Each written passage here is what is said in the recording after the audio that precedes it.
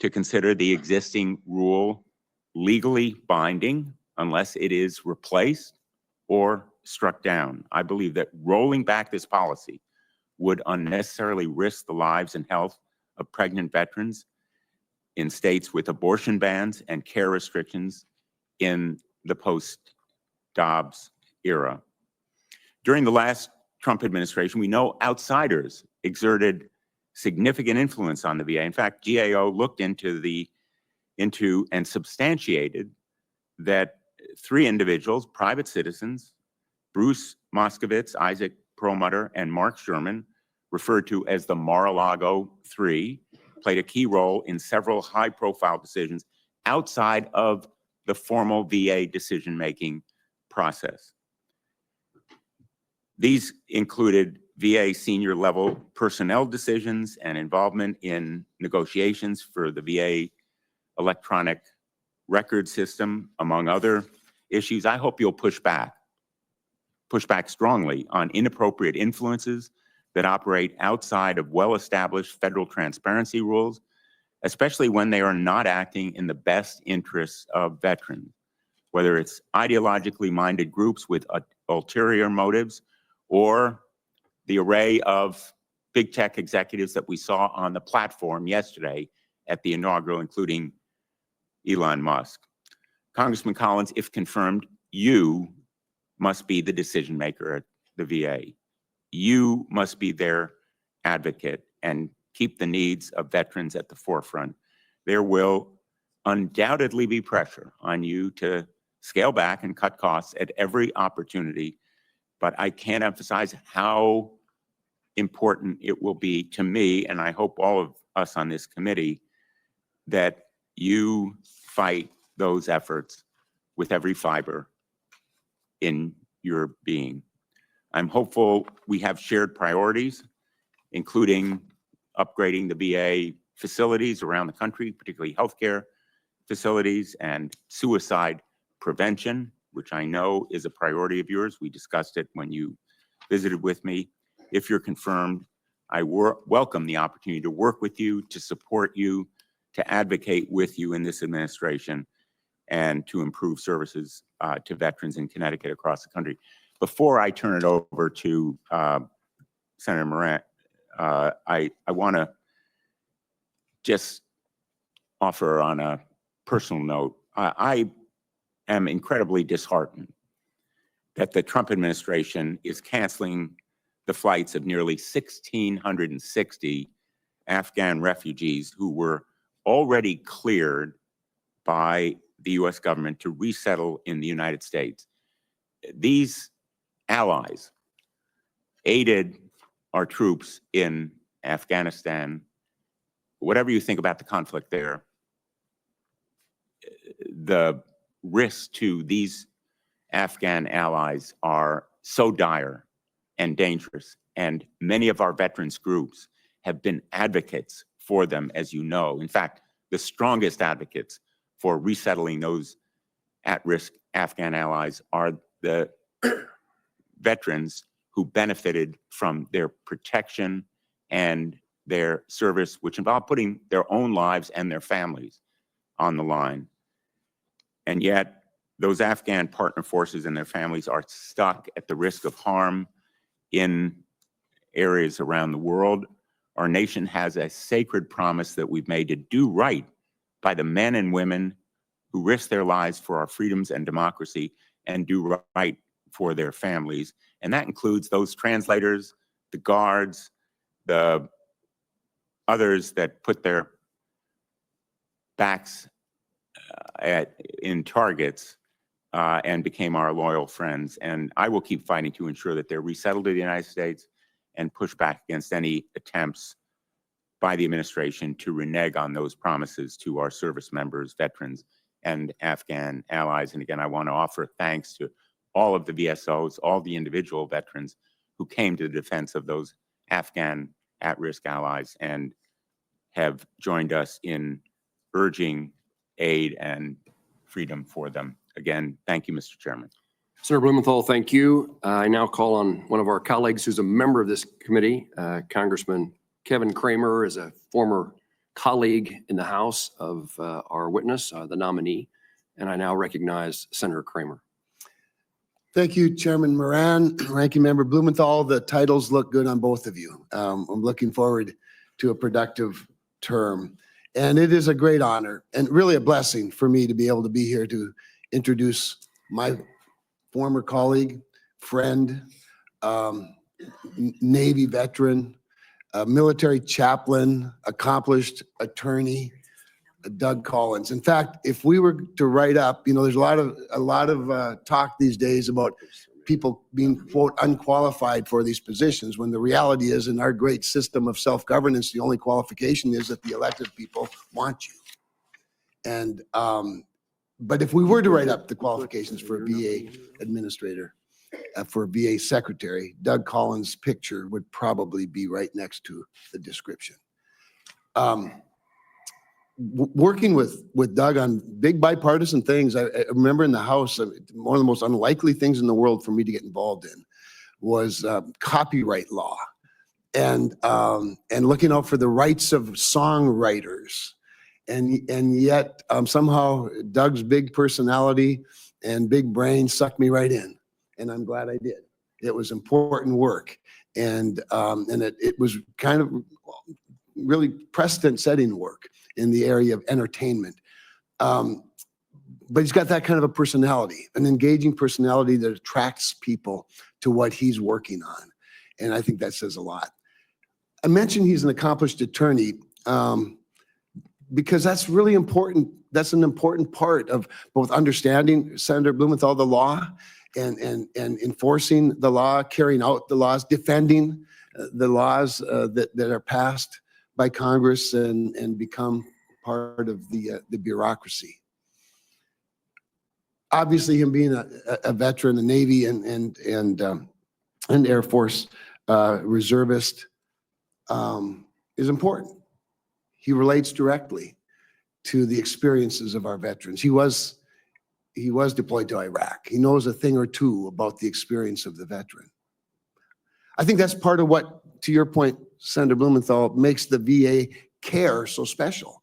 It's not that they're better doctors or better psychiatrists or better nurses or technicians. It's that they're empathetic.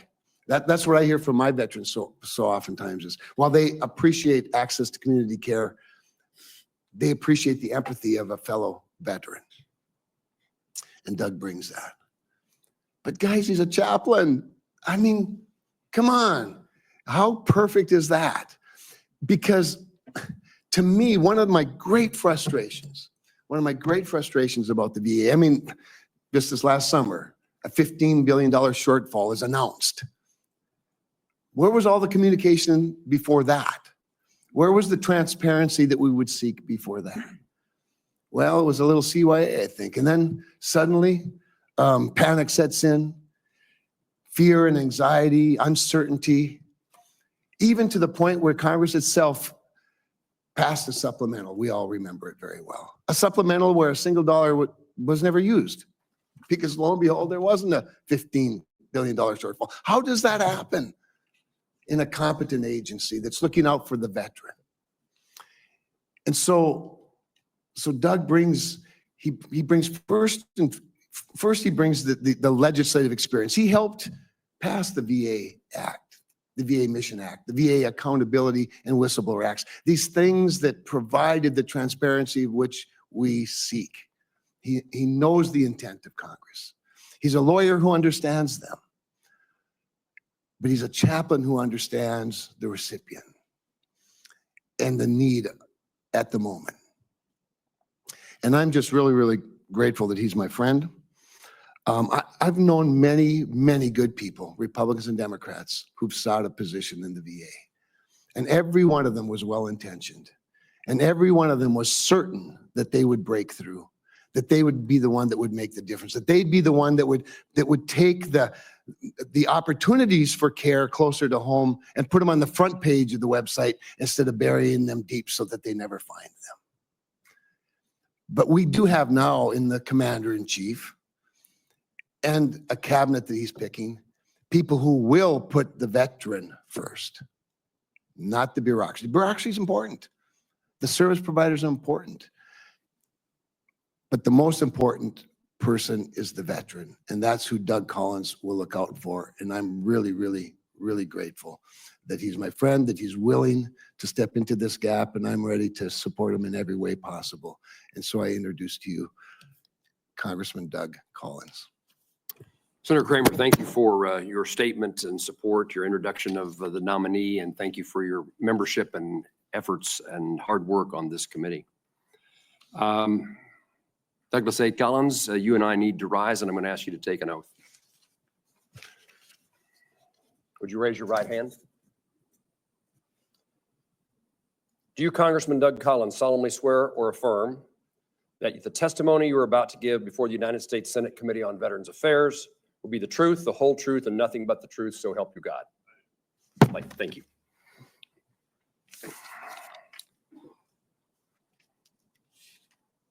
Congressman, thank you again for being here, and we will now eagerly await your testimony.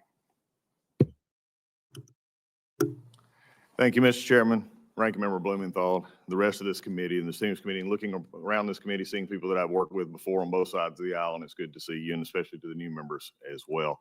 I'm honored to be sitting here to be the nominee for the next Secretary of the VA. I'd like to thank my friend Kevin Kramer for that kind introduction. I appreciate his work, and I appreciate your work as well. He hit it perfectly. It's about the vet, and I thank him for that. I'd also like to thank President Trump for his nomination and for his willingness to have not only confidence in me, but also the veterans of this country. I'm privileged today, and I appreciate the chairman and ranking member mentioning my family, because I would not be here without them. My wife of 36 years is with me, Lisa. She's right here. I have my son, Copeland, and his wife, Holly. I have my son, Cameron, his fiance, Maddie. And then on the end, we have the one that glues us all together, and that is Jordan. She is our daughter. But there's also one that probably is watching right now that I'd be remiss if I didn't mention, and it's my 86-year-old father, who spent 31 years as a Georgia State Trooper. Dad, I'm here because of you and Mom, and I love you. You know, America is the greatest nation on earth, and it's the greatest nation on earth, I believe, because of the men and women who serve. It's the men and women who serve and are willing to take the step up to protect the freedoms that we hold so dear. And throughout my 2 decades of service, I've witnessed this firsthand. I've watched men and women go at their best, even when they didn't want to, and they served. And they stood up for our freedoms. And they earned the benefits of being in our great veteran system. And the VA is there for them. In addition to being a Navy veteran for a while, I've now been in the United States Air Force for over 23 years. I'm a colonel serving at the Warner Robins Air Force Base at Afric Command. And I've been able to watch over the years leadership. Leadership is about listening, but it's also about leading. It's also about taking the men and women that you serve with and making sure that you're putting their needs first. When you're in the military, it's about the mission. For me, if I'm confirmed by this body, the VA will be my mission. It will be the mission to take care of our veterans and to make sure they get the benefits that they deserve. I'm an Iraq War veteran. I understand burn pits because I slept next to one for many months. I understand this generation that went for time and time again, deployment after deployment, in a different way than we'd seen many times before in our past wars, and the needs that they have. But also being a veteran, I think I also bring something that is unique to this position almost since it became a cabinet position. I'll be the first member of this Hill, House or Senate, to serve if confirmed by this body, which I think brings a different perspective to my service here. Because over the years, we've all had our differences in this body. And ranking member, I appreciate you mentioning, yes, we have differences, but we can agree.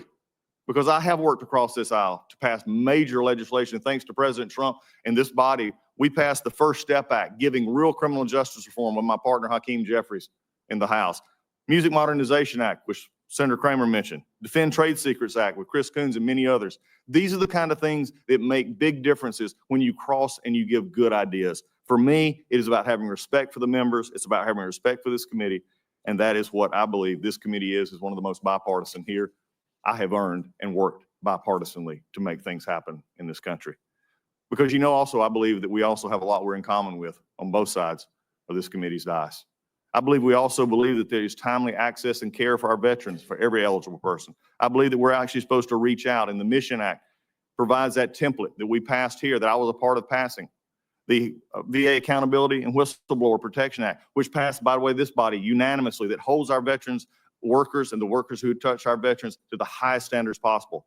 I will tell you right now, the veterans VA will not have a stronger fighter for the employees in the workforce than this secretary if confirmed, and also one that will make sure that we're held accountable, because good work begots good work, and others need to be held accountable. We will do that to make sure that we get the best for our veterans. The PAC Act, which was mentioned by the ranking member, something that I think we're still developing and making sure everybody gets the treatment. Just passed the Elizabeth Dole Act, something we're going to have to look at next. I'm looking forward to.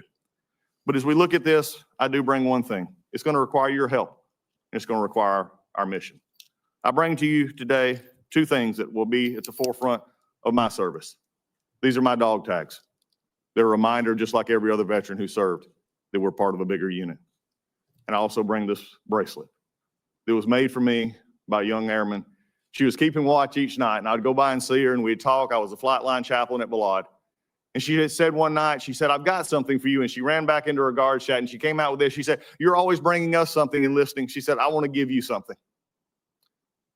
Well, what she didn't know is now, about 15 years later, if confirmed by this body, this bracelet will be sitting in the Secretary of the VA's office, reminding me every day of the men and women that we serve.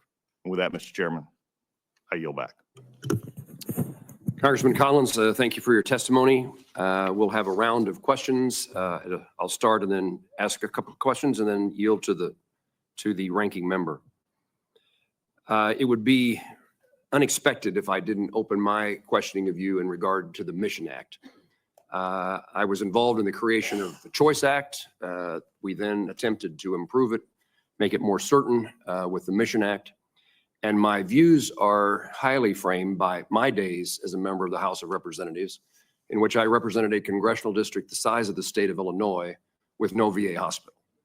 So I care about rural and the distance that those rural veterans face. So I want to ask, if confirmed, will you make certain that the letter and spirit of the Mission Act is followed by every employee in every VA facility, and that the veterans are aware of their rights to advocate for themselves and to receive care when they need it, where they want it? Mr. Chairman, as we had I've been a few years off, I forget to push my button, but we got it. As we spoke in your office, there's no greater asset, and really you've hit at the very issue of why the VA exists. The VA does not exist in and of itself. It exists for the veteran. It exists, and that is why over the past 10 to 15 years in this body, the Mission Act was passed. And the intent of that was to make sure that in the delivery of services to the veteran is first and foremost. And look, you have veteran services that are being delivered in our VA system as it has existed. We also, as you mentioned, Mr. Ranking Member, there are VA benefits that are doing through our caregiver and our community care program. At the end of the day, the veteran is getting taken care of. VA care is going to happen. VA care will be there. There'll always be the VA healthcare system for the veteran. But the way that we express that is just like we do in this body. There's different expressions of how we make it better. We don't do the same things 40 years ago that we still do today if we're still wanting to stay current with what's going on. And our newer veterans deserve every access to finding care where they can. Or in your case, if they have a long way to go, they need to find the care if they want to, but always have the VA as a backup. For me, the intent of the Mission Act at the end of the day was about how do we make veteran care available to the veteran who needs it, and not have the battles over how they get it because they want to be able to have that choice. We're going to continue to do that, and following the intent of the Congress in which I passed, that was my intent as well. And Representative, is that a commitment to in an answer to what I asked you? Yes, it is. We're going to be following the Mission Act. We're going to have the intent. We're going to follow that up. And it's going to be day one understanding that that's why we're there, and that nothing's going to hold that up. And let me highlight that while I mentioned geography and the distance, there's lots of other concerns in veterans accessing care. Yes. And I would highlight the importance that the Mission Act can play with high-risk mental health and addiction issues. We do not have enough care in the VA or outside the VA, and we need to make certain that wherever that care comes from, it's available when it's needed. True? Yes, Mr. Chairman, I think that is a key. And you're seeing this all across, and you just hit on something very close to my heart, and that is especially the mental health aspect of this. as you can see, and Jordan and I have talked about this a lot, Jordan has a physical disability. She can't walk. And people would look at Jordan and they would have immediate sympathy. But if someone was to come in and say, I'm having trouble thinking clearly or my brain's not working right, we tend to repulse. I want a condition in which the VA and our community caregivers are drawing near, because suicide prevention is one of our biggest issues. And we've got to be able to draw the best and brightest. This is an issue health-wide, not just in the VA, but also in our communities as well. So I want to make sure we're getting the opportunity. So as you just said, Mr. Chairman, that member who needs it can find it and find it quickly and efficiently. Let me talk about, for a moment, transition to civilian life. One of the most dangerous circumstances in the well-being of a member of our military who is soon to become a veteran occurs at that point in transition. It is a time in which there is a sense of loss of belonging, of camaraderie, of mission, of purpose. It is a time in which suicide ideation is more prevalent. And we have a requirement that the Department of Veterans Affairs and the Department of Defense cooperate in a program to properly assist military men and women as they depart active duty. I want to hear how much you value this process and, in fact, how much you value the requirements, because the Department of Defense and the Department of Veterans Affairs have failed to appropriately and adequately implement that caregiving time and to provide the necessary transition support. It is hugely important. It certainly is important to the life of that service member. It's also important to our recruitment and retention of future members of the military. Comments? Mr. Chairman, you've hit it perfectly. I mean, this is not just a taking care of our military, our veteran coming out from DOD and then transitioning to a VA care as they choose, but it's also, if you go back even further, to me, this is a recruiting issue. This is part of the whole life cycle of a veteran. And if you have good experiences in the DOD, they have bad experiences for some reason if they had a VA, or vice versa, you're having people who serve then telling their children and others, I don't want you to serve. This to me is an all-encompassing issue that we've got to work on. And as someone, especially as you talked about earlier, transitioning becomes that time in which for some, they don't have that grounding anymore. They need that connection. And we've not done a good job of connecting the dots. One of the things that should disturb all of us in this room today is the 17 number that is often used to 17 veterans who die by suicide. And when we understand that, here's what we have found, that over 40% of them had never connected with the VA. So, Mr. Chairman, you have my complete assurances that not only are we going to be a priority, it is going to be an extra priority for me, because I believe we can use all assets, not just DOD and VA, but state veterans associations as well. I'm willing to look at any way we can make the connection to make those transitions as easy as possible. Mr. Collins, thank you. I now recognize Senator Blumenthal. Thank you, Mr. Chairman. I know that you are exceedingly generous in allotting time for us to ask questions, but I'm going to try to stay within the 5-minute. Were you suggesting that I did not? I would never suggest anything of the sort. I hope we'll have a second round of questions, though. I anticipate that. Thank you. Let me start with some easy questions, Congressman Collins. Will you commit to respond promptly to any inquiry from members of this committee to request information and be fully transparent with this committee? That is my intention. I will do for this committee, make sure you have every information that you need, Chair. Mr. Thank Ranking you. Member. And will you commit to working with the veteran service organizations and other stakeholders in making decisions at the VA? I look forward to working with this committee and the members of both House and Senate and any other organizations out there willing to help us help our veterans. And including the Office of Inspector General, the Government Accountability Office, and the Office of Special Counsel. I think you've laid out the very essence of accountability, not only from this body, but others that actually give us insight into what we're doing and how we're doing it. So yes, I look forward to those and making sure that we look at those recommendations. We work on them where we can. Thank you. Last week at a hearing of the Homeland Security Committee, I gave Russell Vought, the nominee for OMB director, the opportunity to renounce a proposal that he made, and it's included in Project 2025, to impose a means test for VA disability compensation benefits. I also asked him about his proposal to claw back benefits from service-disabled veterans. He has advocated that anybody with less than a 30% disability receive no benefits. He refused to renounce either proposal. I need from you a commitment that you will oppose any such efforts by the administration. Well, Senator Blumenthal, I've made a habit up here being here. I'll never answer for someone else. And the question was asked of him. I will say this, I've not been a part of Project 25, haven't even read it. My issue is I'm going to take care of the veterans. That means that we're not going to balance budgets on the back of veterans benefits. We're not going to do that. We're going to put the veteran first. And for me, that decision comes to the secretary. That's in our budgetary oversight. That's what I'll be coming to you for. As we talked about in your office, if there are issues that I need, I'm going to come with you with the issue of the solving. If there's issues that I say that you want to see, but the law doesn't allow it, then I'm going to say, here's where we change the law, because that's what we've done before. So my commitment is to the veteran and making sure that we have our budget and sufficiently fund it so that our veterans receive their benefits. I'm going to interpret that as a yes. Mr. Senator, ranking member, you interpret it. In his first term, President Trump attempted to go down this road by trying to eliminate individual unemployability benefits for retirement age veterans.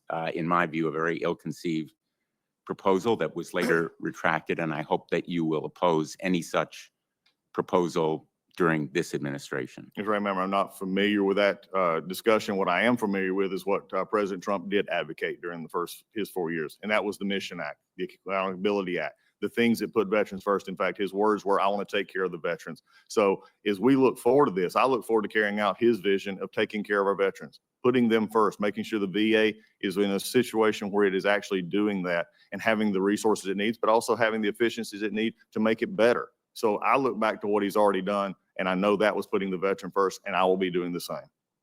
Thank you. As you know, for far too long, across administrations of both parties, frankly, the VA major and minor construction projects for hospitals, nursing homes, and other critical infrastructure priorities. These are the nuts and bolts, the facilities depended upon by our veterans for care, have been dramatically underfunded. For years, I had to fight for funding to modernize the VA facility in West Haven. Finally, it's underway. There are thousands of other projects.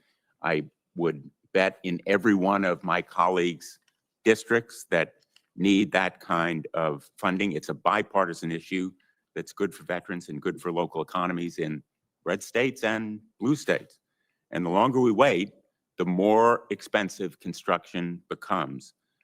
If confirmed, will you commit to me that you will work with us to make those kinds of investments a priority? Mr. Ranking Member, I think what you just hit is bigger than buildings. It's about the future of the VA. It's about how we actually take care of our veterans. So when you frame the question as funding these projects, I look at it as am I funding a project that helps a veteran? And that's going to be in every district, as you just said. So yes, I'm looking forward to using the limited dollars that are going to be coming from the Congress and how we spend those to make sure that we're prioritizing those needs in areas such as you mentioned. You're talking about your home state as well. But these are areas that I'm wanting to look forward to make sure that our construction projects not only are done efficiently and on time, and also have the proper oversight that we don't see them drag on for years. I've heard too many times in many of your offices, and I met with almost 60 plus senators on both parties. This has been an issue that comes up consistently, that we have to be better stewards of our building projects so that at the end of the day, it's the veteran who gets served. Thank you. Thank you, Mr. Chairman. I almost gavelled you at the time, 43 seconds ago, just to make sure that you know the order of things. I knew that was coming. Yes, sir. Senator Sheehy is going to be recognized next. One of our colleagues was kind enough to allow him to go instead because he presides at the Senate at 11 o'clock. Senator Sheehy, welcome to this committee. Well, thank you for your service to the country, and you're recognized. Thank you, Chairman. Congressman, thank you for being here. Thanks for bringing your family. It's great to see them all here. As we know, the military is a family business. When we leave for months or years on end, it's them that carries the weight. You know, I come from a very large state, not a whole lot of people, and a lot of our veterans have to travel many, many hours to get to VA care. And to that end, I'd be curious to hear your thoughts on how we are going to actually expand access to community care. Because as Senator Blumenthal and others discussed, it's been press released, it's been talked about, but I think we know from experience, it's actually been very, very hard for our veterans to effectively mesh their veterans' healthcare benefits with being able to seamlessly go to the community and get their care. If you're from Plentywood, Montana, it can be a 5.5-hour drive to a VA care facility. So I want to make sure that we actually take action to ensure that veterans can go into the community and get care they need so they don't have to drive many, many hours away. Senator, thank you and welcome to the Senate. It's good to see you this morning. I may be from North Georgia, but issues of ruralness is not new to my district. I have the foothills of the Appalachian Mountains. In fact, I start and Senator King's, it ends. So in the Appalachian Trail. So I get the fact that sometimes the distance may be deceiving, even if it's shorter distance, how to get there. And that could be a problem for veterans, especially older veterans. I remember a time in which I had a 90-year-old veteran they were asking him to drive 90 miles to get corrective lenses and he was having trouble seeing. Not the best position we need to be in. The intent, and I was here for the Mission Act. In fact, I'm going to go a step beyond. Senator Johnny Isaacson was a dear friend of mine, and we got first involved in this. He was a mentor of the Choice Act, which became the Mission Act as we're moving forward, because we saw these very issues that you speak of. For me, it's about making sure that we publicize what is out there. I know that's been a concern for many on both sides of the aisle, is making sure veterans understand the benefits that they have. You and I both know in rural areas, sometimes it's hard to get there. I'm committed to making sure we're using every avenue we can to make sure the benefits that they know about. If they want to use them, great, they'll be there for them, but some do not know. So for you and other states and rural states and even urban settings, we've got to make sure that the access is there. In saying that, it also needs to make sure that the VA itself is not standing in the way, that where there is conditions met, where the precondition met, and they are eligible for community care, it's not the VA that's standing in the way to getting them that health care they need. And that could come through call centers, doctor visits, pre-clearance, and everything else. So we're going to be working with that. Great. And then as a wounded vet who transitioned out, my wife was also active duty. We served together at the same time. The hardest part about VA care, I found, and most of my peers from the GWAT generation, I think, agree, is the handoff from active duty healthcare. The handoff to the VA, unfortunately, I was fortunate enough. I had a fantastic handoff. Disabled American veterans helped with my transition, but very, very few veterans end up in that spot. How can you, as the VA secretary, ensure that we have a smoother and seamless handoff from active duty members, so when they enter the VA, medical records are ported over, care is ported over, and it happens seamlessly for the veteran? Senator, as we just discussed, I was previously discussing this in that transition with the chairman and all. It's a very, it's the most important for the family itself. I think you understand that with your transition, your wife's transition, because at that point there's that unsettledness. Where do we go? How do we get care if we need care, especially if there's a pre-existing or something that's been treated in DOD? How do we get by? There are several things that we need to make sure that our touches are much better. There's been some programs to make sure that we touch, the VA touches on occasions, making sure they get the transition care. If that's not happening, we need to do it better. But there is an issue that we've not discussed yet. I'm sure it's going to come up many more times, and that's the medical health records issue of the VA. That is a program now that has went too many years and cost too many billions of dollars without finding a solution. And my commitment is one of the very first priorities of this, if confirmed, is to get in and figure out why and put this on a bigger time frame to get this medical health records issue solved. I've said this, I'll say this now, and I'll probably say it again. The VA is special, but it's not unique. And hear me when I say that. It's special in who we keep and who we trust and who we take care of, and that is our veteran. But it's not unique in the sense that we do healthcare. Healthcare is done in this country every day outside the VA, as well as the largest system, which is the VA. We've got to get our health records straight so that we can have an easy handoff. What should be a simple click of the button is many times taken. I've had in my office when I was in Congress up to almost a year to get those records transferred. That leaves uncertainty for the veteran, that leaves uncertainty for the family, and makes a very unhealthy experience for those that are serving. Well, thank you, Congressman. Thanks for your service to the country in the war. Thanks for your family service, and thanks for stepping up to serve again. Senator Murray. Thank you very much, Mr. Chairman. Congressman, very good to see you here. Thank you for meeting with me in my office. I appreciated that discussion, and I'm going to start with the question in reference to what you just talked about, because back in 2018, under President Trump's first administration, the VA and Cerner, which is now Oracle Cerner, signed a no-bid contract to roll out the Cerner electronic health record to all VA facilities. And the first site went live in my home state in 2020. and it was disastrous. VA and Oracle endangered patients by rushing the deployment, not making sure the system was technically sound, not working with the clinicians on the ground, and not providing sufficient training. And veterans and providers in my home state are still paying the price for that. Last month, VA announced that it would be moving forward with pre-deployment activities at the next 4 sites for the electronic health record. You said, you referenced it here, that you plan to make EHR a priority. I want to know what specifically that means. Are you going to prioritize it by rushing the implementation, or are you going to prioritize it by getting this system right and focusing on veteran safety and clinical productivity as you move forward? Thank you, Senator. I did enjoy our time together in your office. There's the old saying that there's never a more perilous issue than to be on the tip of a new idea. And I think it goes back a long ways. And that's very true what happens here. When I say that we're going to make this a priority, it means that we're going to see, for me, it's going to be taking it as a full, all right, I'm taking the first step and I'm going to look at it from fresh eyes. I've not been there for what even this committee would have to say has been too long and cost too much money. We're going to talk about the vendor from Oracle. We're going to make sure that we're finding out what their issue is. We're going to listen to our clinicians. We're going to listen to our hospitals. And as I said just a few minutes ago, we're special in who we care for, but we're not unique. There's no reason in the world we cannot get this done. And I think that's the concern that I have, because this body, and you in particular, have done such a great job with the appropriations process of making sure that we're funding a system that we're now sitting here 6 to 8 years away and nothing's happened.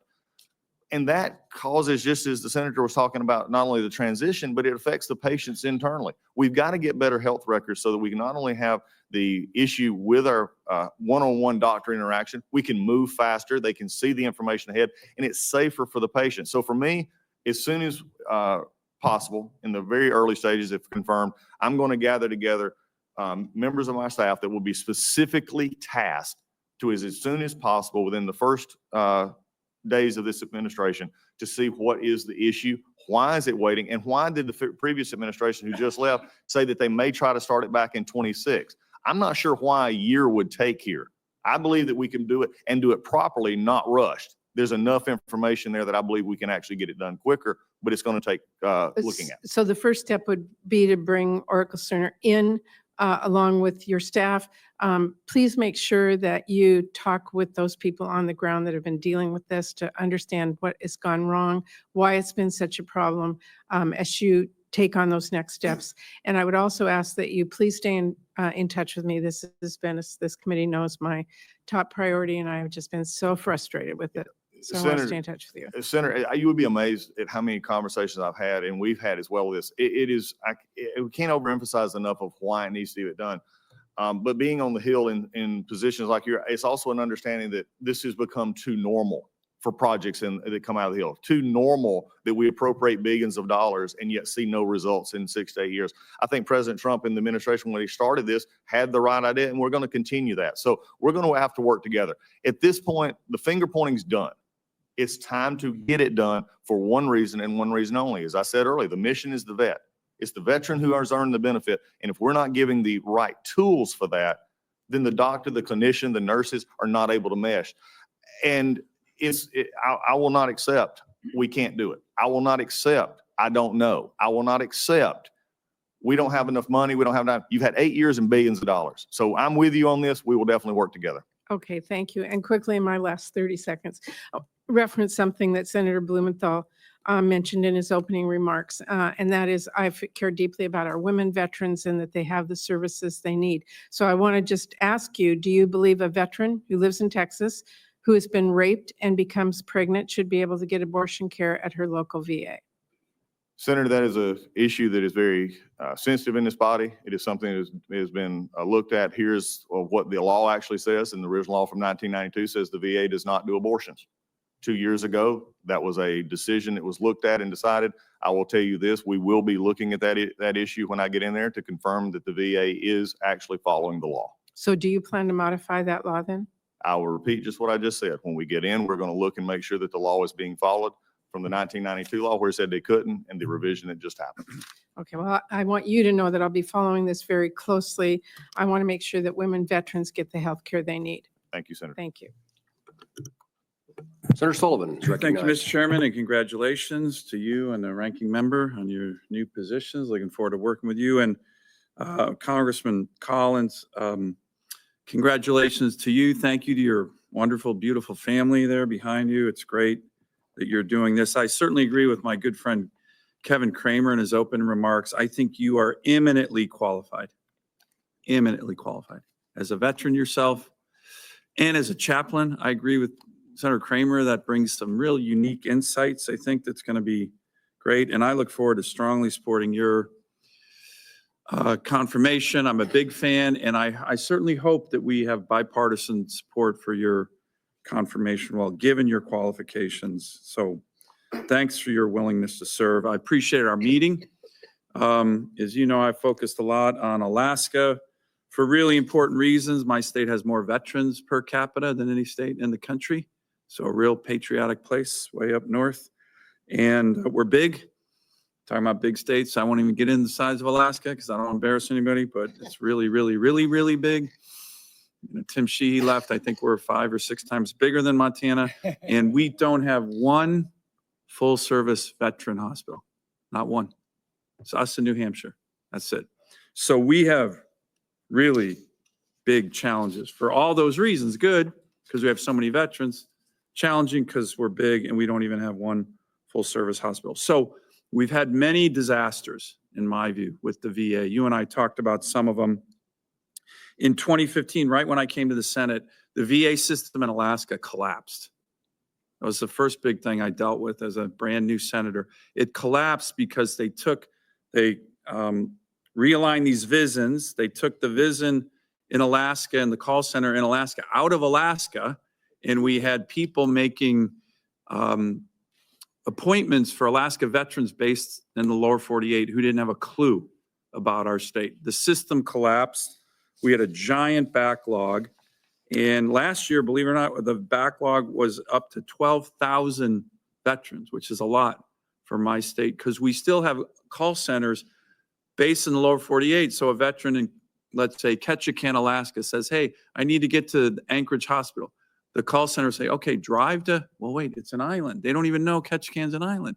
So I need to get a commitment from you. In the Mission Act, I was able to get legislation that said, if you don't have a full service hospital, and by the way, it's again, only us in New Hampshire, then you can go immediately to community care. Why wouldn't you? The call centers don't allow that because they don't know about Alaska. They don't know the bill. They don't know the law.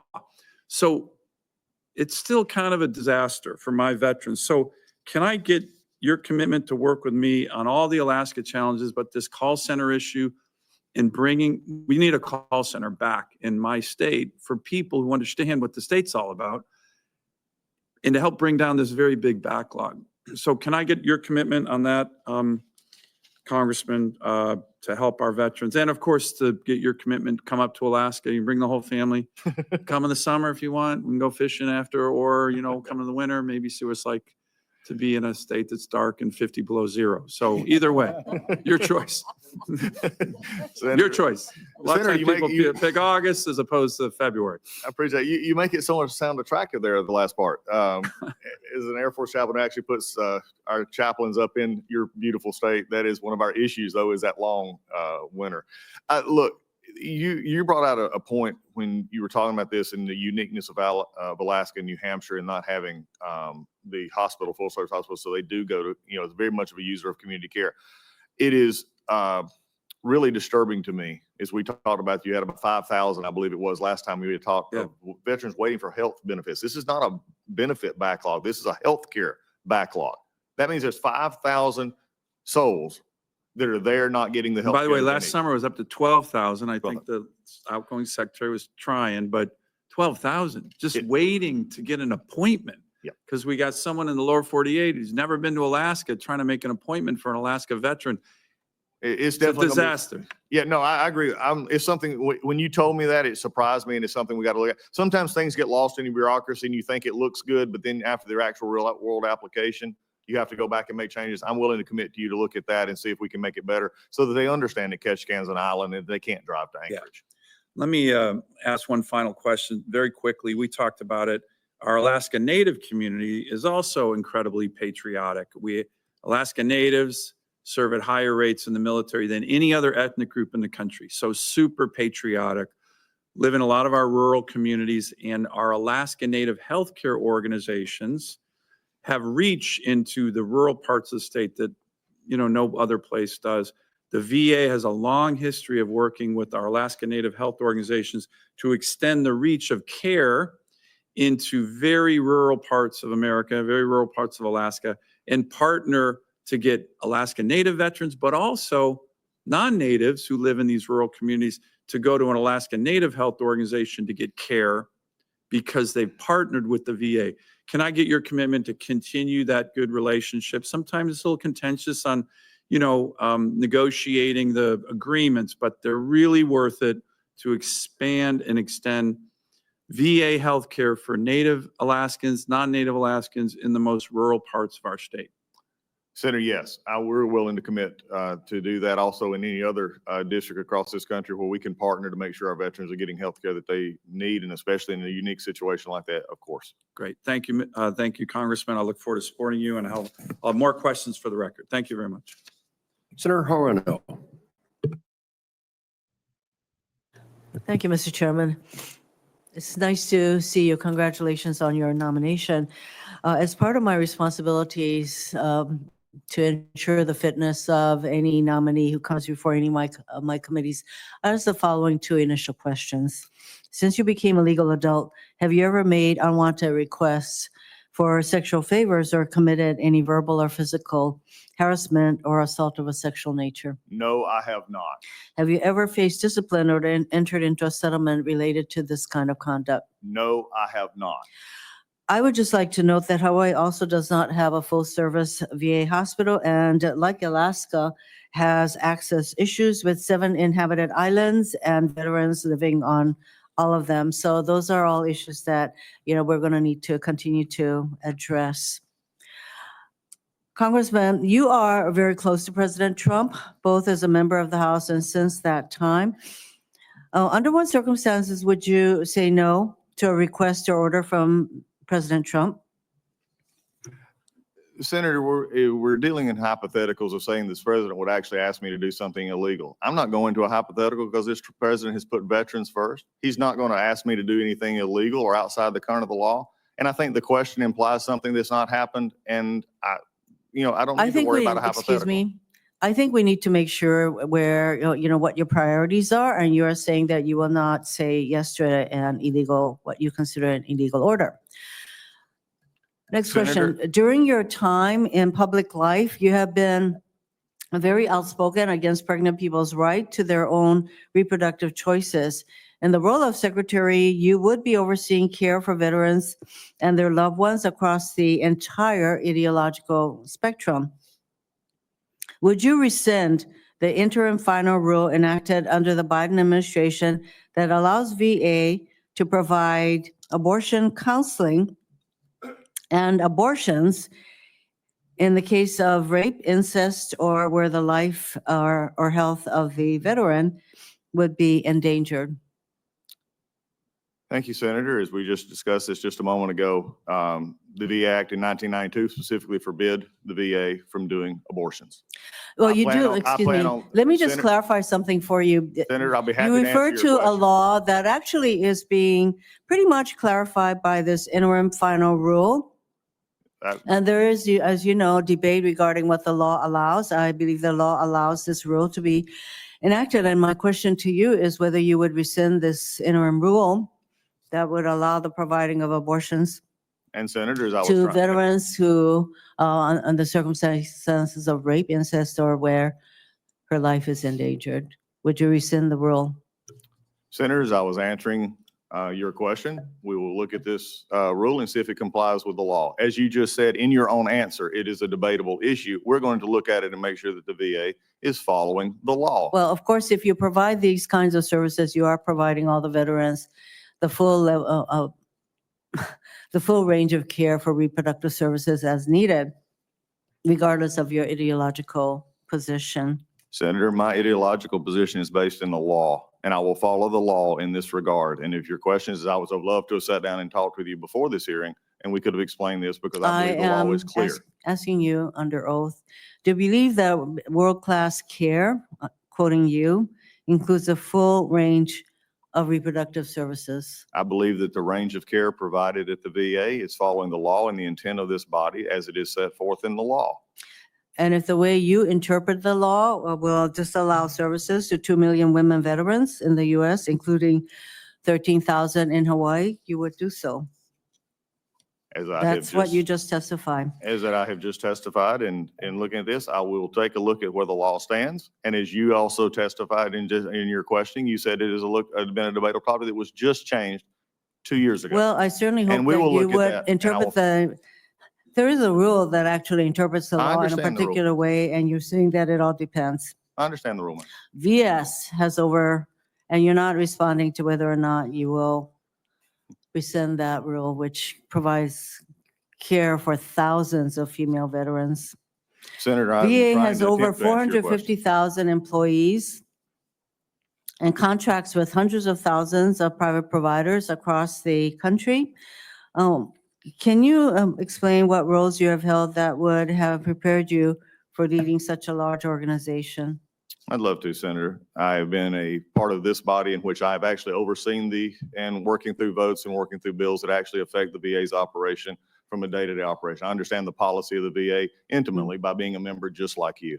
I've also spent time in the military working with many individuals and currently serve at the Warner Robins Air Force Base in Africa Command of our chaplain's office with over 656 personnel working across different MAGCOMs, handling personnel decisions. I've also been a leader in many other ways, and I believe that leadership is how you deal with this. You do with leadership and putting good people in good positions to make sure that you have Thank a you. workforce that knows that they have it. Thank you, Mr. Chairman. Thank you. Senator Kramer. I'm just compelled to ask this question because Senator Hirono asked you if you would, I think the implication was, would you carry out an illegal order by the President of the United States, which there's no evidence he'd ever do and he's ever done. And it's so hypothetical to be silly. But I am compelled to ask, would you consider rescinding an illegal rule by the previous administration? Because it seems to me that an illegal rule, or at least one that's debatable, is worthy of significant legal consideration before you would do it, just because you felt like doing it. Senator Kramer, I appreciate the way that is worded because that is exactly the way I tried to word it to the senator. And that is if the law specifically stated that the VA was not to be doing abortions. There are other areas there that we look at. So we look at a situation that came up in 2022 in which they were told to look at a rule that would get around that. To me, it was time for us to take a look at that rule and make sure, just as in every other area of VA life, that we're actually doing what the law and the intent of this body is.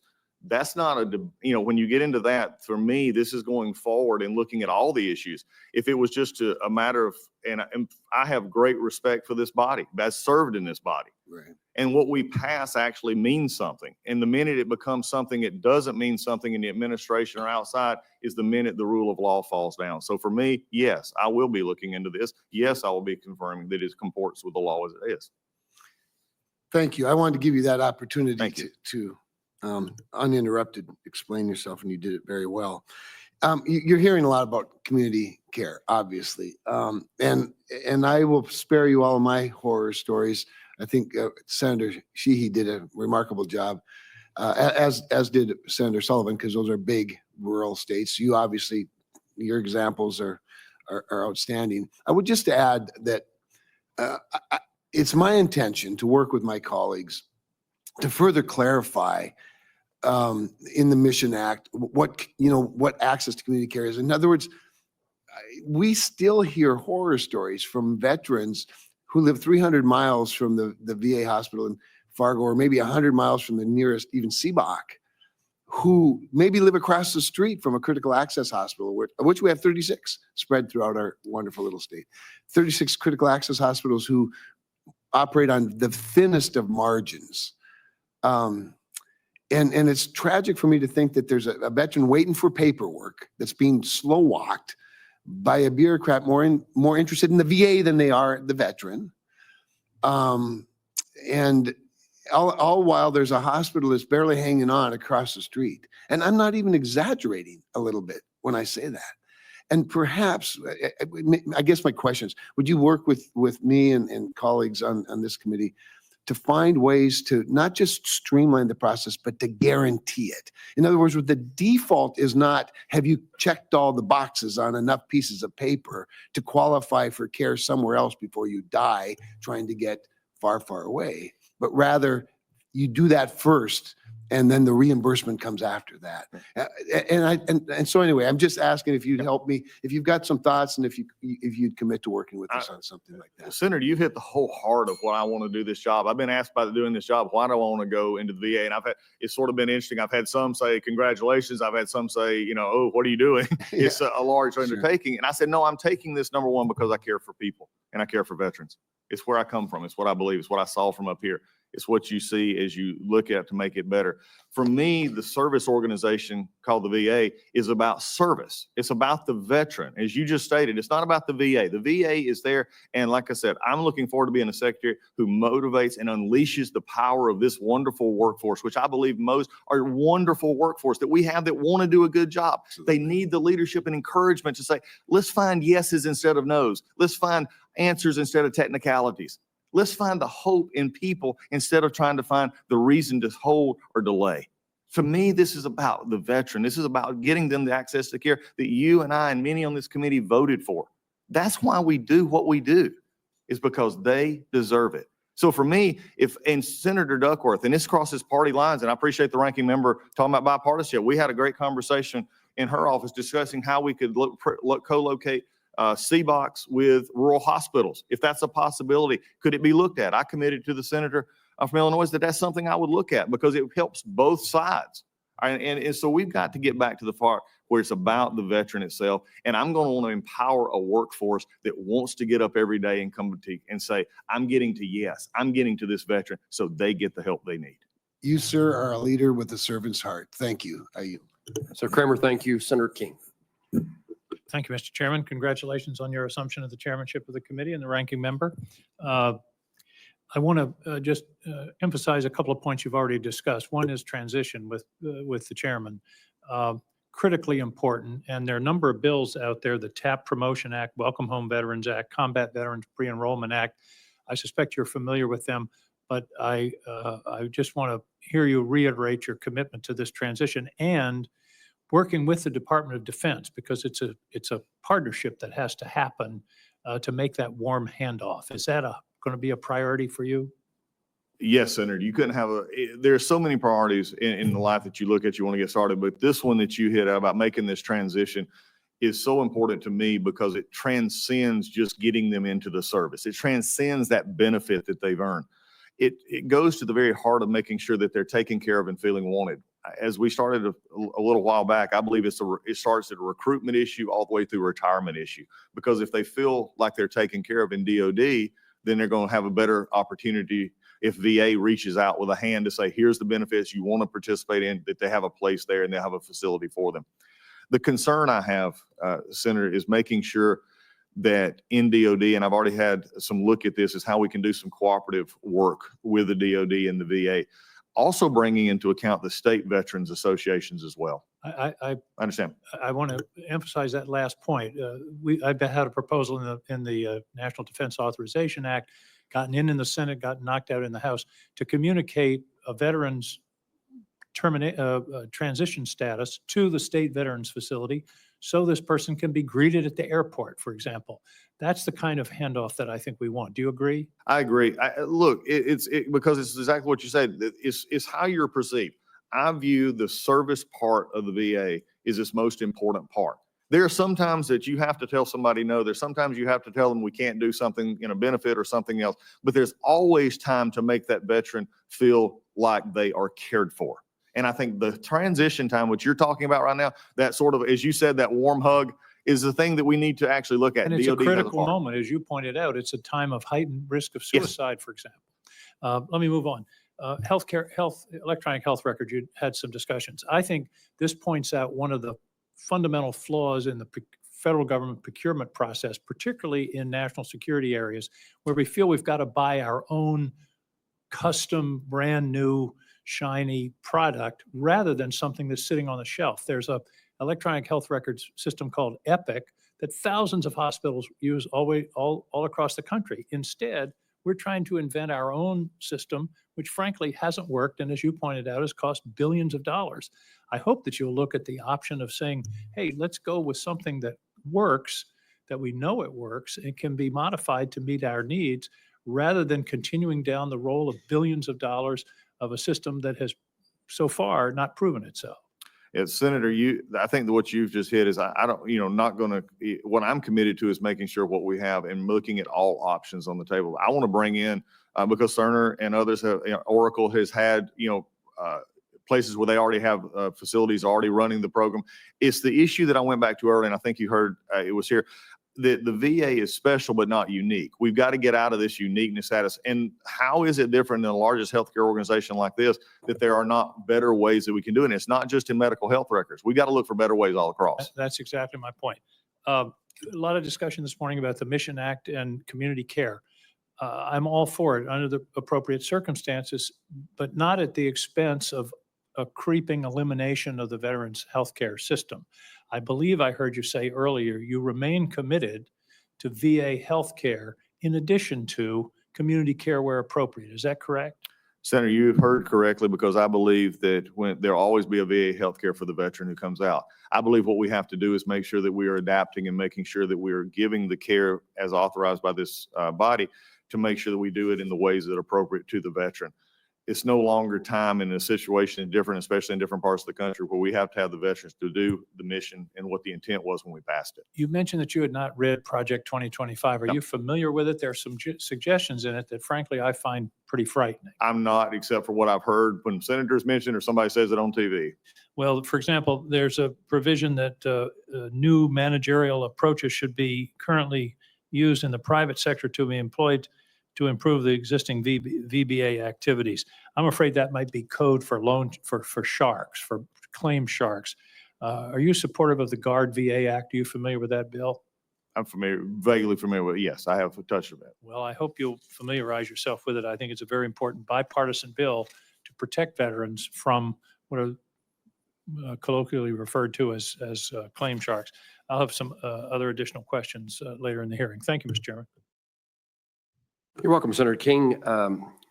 Senator Banks, welcome to the committee, and you're recognized for questioning. Thank you, Mr. Chairman. Mr. Collins, great to see you. We served together in the House, and those 4 years of President Trump's first term were 4 great years for America's veterans. President Trump was the veterans president. We did great things, from expanding the Mission Act to greater accountability for VA employees.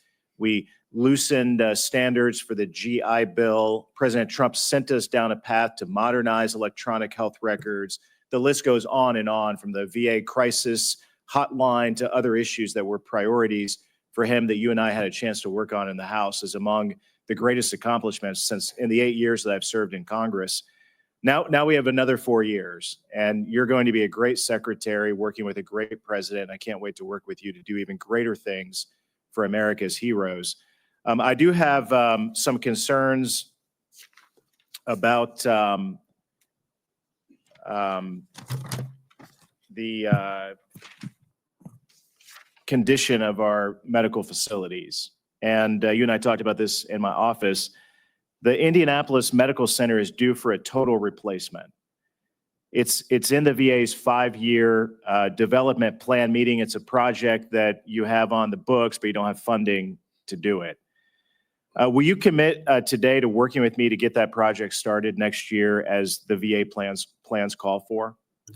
Thank you, Senator, and is working with this body to get the funding needs for all of our construction and priority needs are going to be there. One of the issues that we have, and if you're allowed to spend off of that because you haven't experienced it of it, is our average age of many of our facilities, especially our hospitals, is 60+ years old.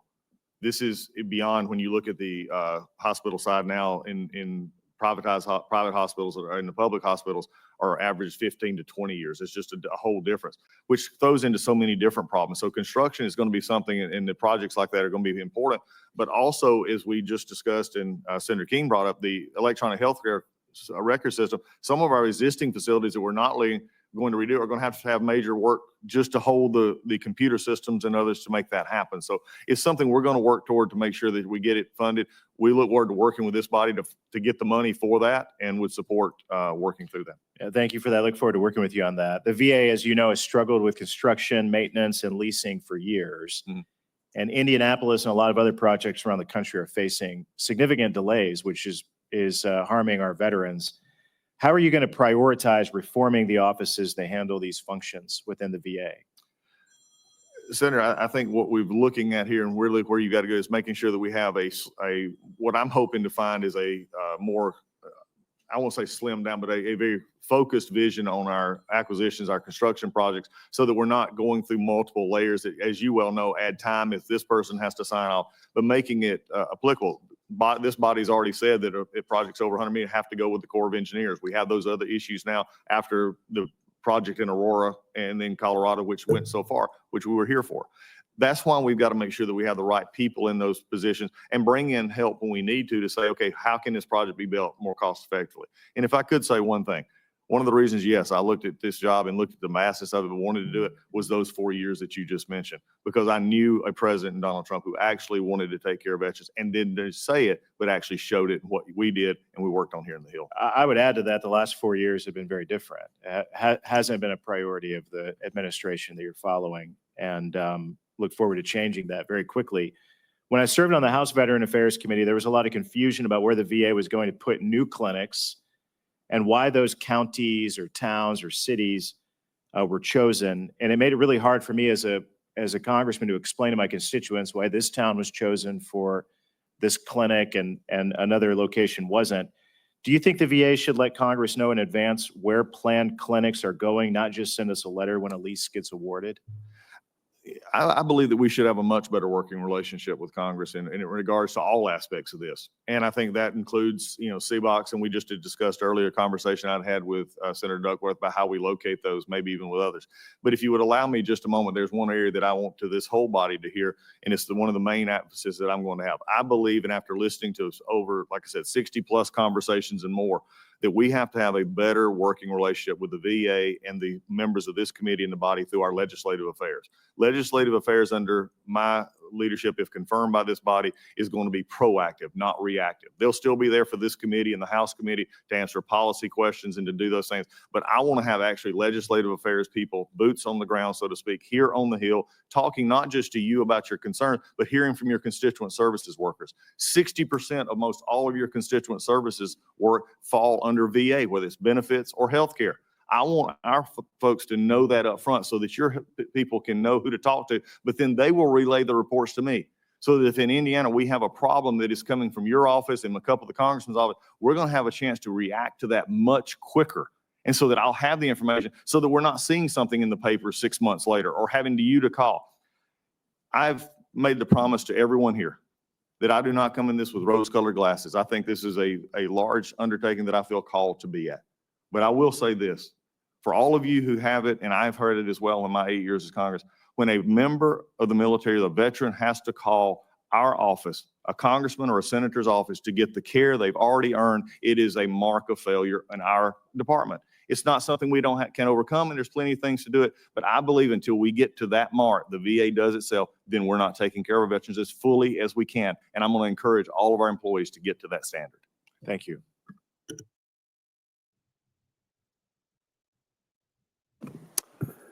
I better check and make sure I've got it right. Senator Banks, thank you for your question. Senator Slotkin. Thank you, Mr. Chairman, and I'm really pleased to be on this committee. Mr. Gallego, missed it by an inch. And I think that veterans issues should be bipartisan issues. You and I served together in the House. We overlapped. I'm very proud to be the first CIA officer in the U.S. Senate. I'm a 9/11 baby, as they say, and was recruited by the CIA after 9/11 and did 3 tours in Iraq armed alongside the military. and work proudly for both Democrat and Republican administrations. I'm also a Democrat that just got elected on the same ballot as Donald Trump, as we talked about. So I certainly understand that Mr. Trump has the right to nominate his own people and have policies that differ than my own beliefs. I think what I care about the most is just making sure that our veterans get the care that they need, and we don't strip essential programs for the sake of cutting the workforce. We talked about the PACT Act when you were in my office. I worked very hard on that bill on the House Veterans Affairs Committee. You know, the potential to expand care to 3 million 9/11 era veterans who, you know, lived near burn pits. And then the Elizabeth Dole Act that a number of folks in this committee worked on as well, which really does amazing things for mental health and expanding programs on long-term care. So can you just give me assurances that while I know it's a mandate from President Trump to cut the size of the government, that you will always speak up on behalf of veterans, not just do the bidding of someone who maybe somewhere else sees your numbers and starts to slash and burn? Because in places like Michigan, we have really expanded our staff on the VA to handle the additional veterans coming in. If we just start slashing numbers, we're going to be hurting the veterans who we just all voted and said we wanted to care for. So just a simple answer there. Yeah, that's an easy one, because what I was told by the president is to take care of our veterans. We're going to take care of our veterans. And I said earlier in this hearing that we're not going to sacrifice the veterans' benefits to do a budget. And I think these are the consequences we have. Efficiencies can be found everywhere, as you and I talked about in the office. Yeah. But we've also got to make sure we're doing our mission. I wouldn't go to a place in which we're not doing the mission. The mission is the veterans. I just, I know there will come a time, there always is when we're cutting things, that you will have to push back and say, this is what that's going to do to care. And I have to, you know, you're going to pledge an oath to the Constitution here soon, not to any one president. On the issue of veterans benefits, do you believe that you have the ability to change someone, you as VA secretary, if confirmed, would have the ability to change the discharge status of any one veteran? That's not under my purview to change. Yeah. And do you believe that a veteran's benefits can be cut based on personal or political beliefs? No, Senator, that is not a criteria for cutting a benefit. A benefit is earned and based on the criteria that is set before. It's not a political belief. There's not a litmus test that you would work there. I really hope we stand for that, because even when we deeply disagree, right, with a veteran's actions, their service and their discharge status is determined based on their moment that they serve the country, whether we like their views or not. That's why we never had the veterans benefits, as I understand it, taken away from people like the January 6th protesters, even when they were convicted. Similarly, we're watching right now senior people from the U.S. military and Coast Guard be removed from their jobs on Mr. Trump's first day. I just want your assurances that you're not going to change their veteran benefits that they earned if the discharge status is what it is from the Department of Defense. I think encouraging and not going down a path that we've talked about are hypotheticals here. I think the DOD is list that when it comes to the veteran and coming to the VA itself, the veteran comes with the benefits that they've earned through their service and how they get to us. We'll take care and make sure that the veteran is taken care of with their status when they get here. The issues you're talking about from DOD, we're going to take care of them from the veteran perspective. Okay, I just think that we go down a dangerous road as a country if we say that a veteran has served, they get their discharge papers, they've done their service of the country, and then regardless of what political views they have, whatever they say or do after their service, they're then retroactively punished through their pension, through their VA benefits. I think that's a dangerous path for Democrats and Republicans, and I don't want you to be the first VA secretary to go down that. So I'll rely on you to stand in the breach on that one. And with that, I yield back my time. Thank you very much. Senator Bozeman.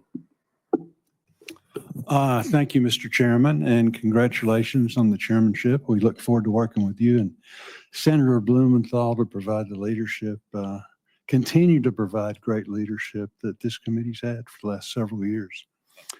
The VA's State Veterans Home Program is a great resource for many senior veterans, including those in Arkansas. Our Rogers location does excellent work caring for senior veterans in Arkansas, but needs upgrades to continue providing the standards of care expected. In fiscal year 24, this 96-bed facility was ranked number 12 on the Veteran State Home Construction Grant Program priority list after being ranked number 9 in fiscal year 23. Unfortunately, the facility will not receive the necessary funding in fiscal year 24. We worked with the current administration to get the necessary upgrades the Rogers facility needs. Do I have your commitment that the VA, under your leadership, will continue working with us on the issue? Senator, thank you. And I think this is important. This came up with several of us, and you and I have discussed it. We're going to work with you and the appropriators and also this committee to make sure that the priorities as expressed will be taken care of, and we'll work with you to do those as we go forward. Because at the end of the day, especially what you just brought up, is one of the more critical we have, and that's sort of that end of life kind of issues that we deal with, and those later stages issues when more care is needed. So for me, making sure that you have that the states across this country and the VA is providing that care is something that is, frankly, a non-negotiable. As a pastor, it's been mentioned many times about me being a chaplain, but I was a pastor for 11 years as well, and had spent many times in those long-term care facilities, and it was humbling and also, though, very critical to understanding. So yes, we're going to work to see what we can to make sure that every need is met. We'll not always be able to say, here's the best answer you're going to want to hear, but I'll definitely work with you. Very good. Thank you. I'm very proud of the committee's work to pass the PACT Act, which now provides long overdue care for veterans dealing with the effects of toxic exposure. While the VA's efforts to reach veterans impacted by the legislation and get them support has been great, I remain concerned about the VA's management of the Toxic Exposure Fund and overall budget outlook. How will you make sure the VA's Toxic Exposure Fund remains viable for years to come while providing the levels of care our veterans have earned? Thank you, Senator. The care there is the biggest issue in coming out of the PACT Act in the work we've had. And it's been several 100,000 new people brought into the system, and that even more coming. I think the biggest thing we've got to do is actuarially look at what is passed here. And I promise, and I think you and I spoke about this in your office, is are we at the VA making sure that we're getting good information and doing what the intent of the law was so that they can continue to get those benefits? And that comes from the resources that come from us from this body. So I'm going to be actually looking at it, and I will come to you with real world examples. One of the things, as I made the comment earlier about our legislative affairs and making sure that we're more on the hill, so to speak, with that was another commitment that I have, because I sat where you have sat and had questions of administrations of the past, is that you get good information. And you have a commitment from me that when you get information about how we're funding and how we're appropriating that whoever sits at this table, myself and any other person that comes from the VA, will give you good information. And they'll give you good numbers, so that we're not like we were last fall when it starts off at a number of billions, then goes down to another billions, and then was not even used, as Senator Kramer talked about in the opening. So we're going to be doing that in addition to making sure that we're getting good, accurate numbers so that we can inflect the intent of these acts. The Elizabeth Dole Act that was just mentioned just a few minutes ago is going to be one that I want to make sure that we do properly. We set it in under the Trump administration when the Blue Water Navy and others and Mission Act was actually put into play. There were times set in so that it could be done properly. Sometimes the great ideas are at the wrong time or not the best way. You got to make sure that you have the great idea done properly, and that's what we're going to do. Very good. Just say again, you served, you're a great member in the House. You understand how important it is that when we need, information, when we need to talk to you or somebody of importance, it's so frustrating. You have a hearing and you've sent letters and, the last 3 letters hadn't been answered. Just say again, very briefly, because my time is up, but I think it's one of the most important things that we can talk about today is how important it is to, again, be such that you are in constant tune with the members. Senator, thank you for highlighting what I believe is going to be one of the biggest differences, and if confirmed by this body at the VA in the early stages, and that is going to be the involvement of our legislative affairs on this Hill. I am committed to having 535, if you would, canaries in a coal mine, 100 senators and 435 representatives who actually can help us and work together to see where there's problems, to see where there's issues. Like I said, not just in policy, not just in funding recognition, but also in the actual veteran constituency. Because when I hear from you, and as Chairman Moran and I talked, and he mentioned earlier, when we hear from the veterans, that's what we hear in Home Depot. That's what we hear in Kroger. When we're walking around, thanks for helping us. I want to know where the problems are, because I'm not a secretary if confirmed that will sit behind a desk. I will be out and I'll be there making sure we get it fixed. Thank you. Thank you, Mr. Chairman. Thank you, Senator Bosom. Senator Gallego. Thank you, Chairman. Thank you, Councilman Collins, for joining us here today, and congratulations on your nomination. And as you and I talked to my office, of course, this is very personal to me, also being a Marine, Iraq veteran, someone who has used VA healthcare services and has also receives a disability rating from them, making sure the VA continues to be, foremost taking care of our veterans is important to me, especially in Arizona. So I have a couple of questions, more Arizona focus. So the Be Connected program, operated by the Arizona Coalition for Military Families, had began as an Arizona veteran suicide prevention program and has grown to serve the state's veteran population and their families by connecting them with mental health resources and more, which sometimes cannot be met within the hospital system. It receives 1/3 of its funding from the state of Arizona and 2/3 from the VA, and renews its contract with the Phoenix VA annually. The Phoenix VA recently said that it no longer intends to enter into another contract with the Be Connected program and will stop funding on March 31st due to budget constraints. So if confirmed, will you commit to work with me and the other members of the Arizona delegation to ensure the VA finds alternative sources of funding so Arizona veterans can continue to receive this critical services through the Be Connected program? Yes, Senator. I mean, one of the things that it's good to see you, and it's good to see you over here in your seat as we serve together. Look, also touring the same ground in Iraq, we know that issue coming back and that transition that's been mentioned many times here before. It concerns me.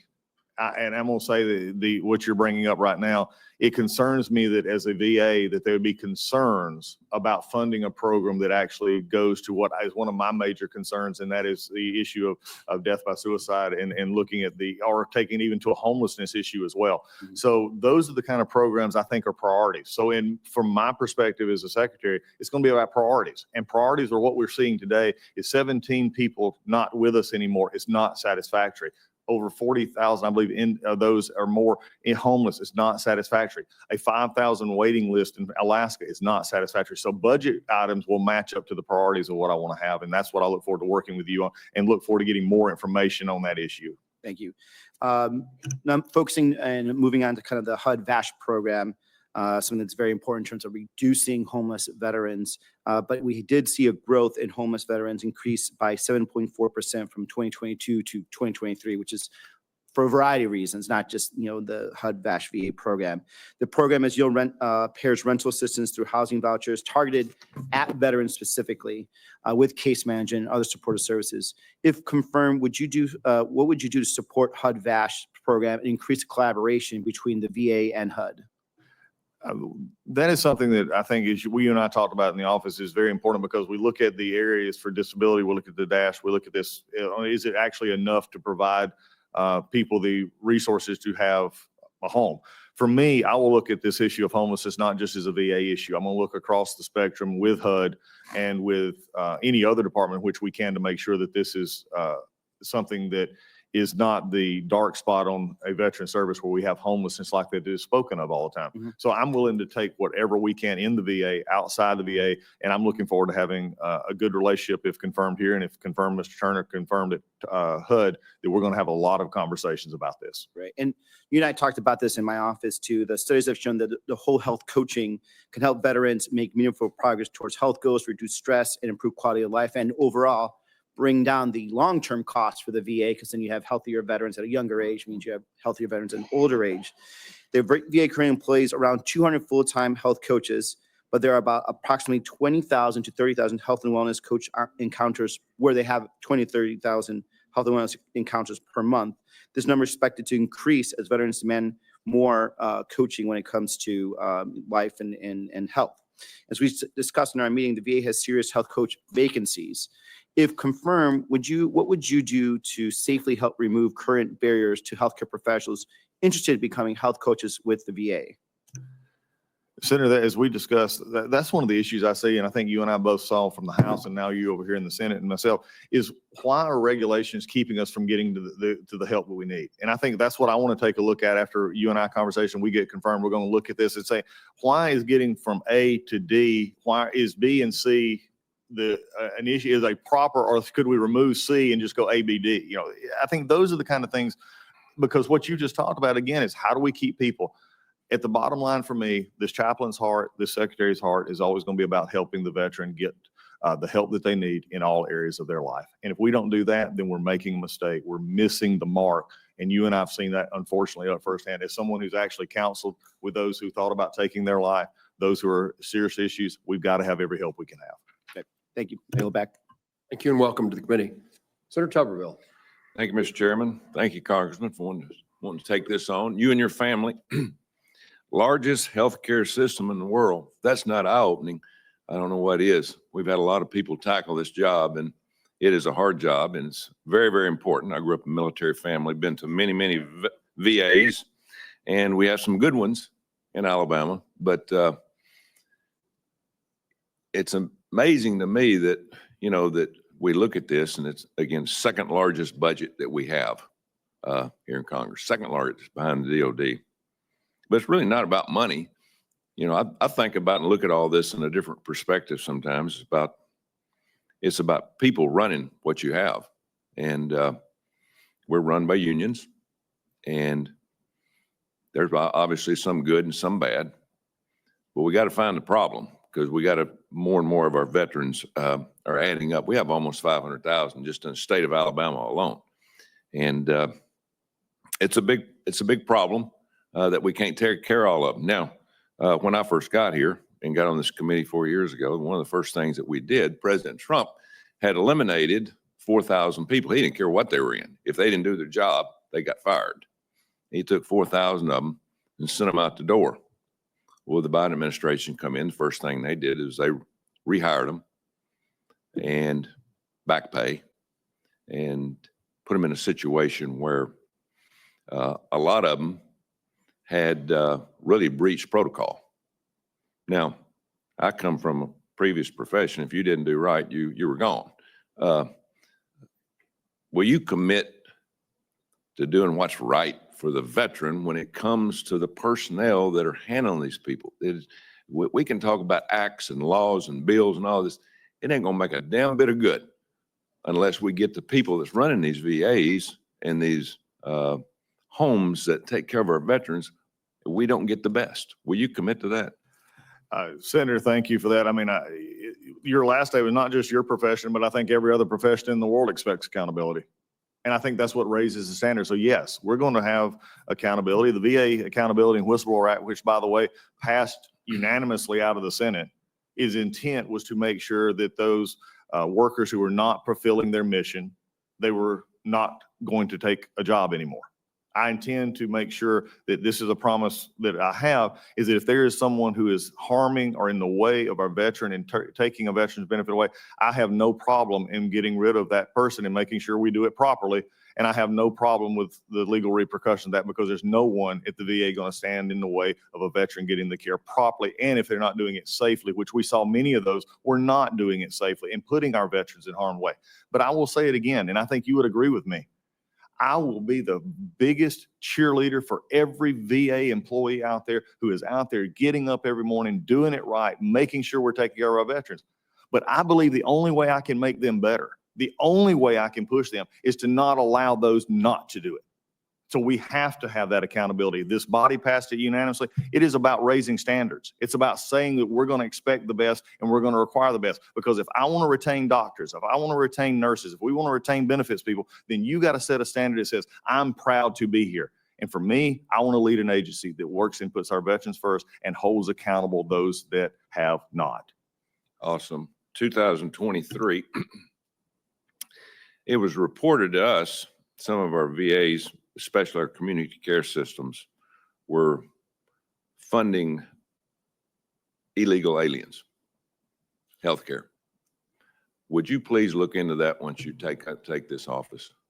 Yes, Senator, I will. I do not believe any money that's taken outside the mission of the VA to help the veteran is a worthy cause of the money that has been appropriated for the veteran, and we will not be doing that. You know, we were given a budget shortfall just back last July. We were called and told by the administration that we're $3 billion short. And we had to come up very, very quickly, or we were going to default. In the VA, you can imagine how frustrated we all got with that when we found out that we actually had a surplus.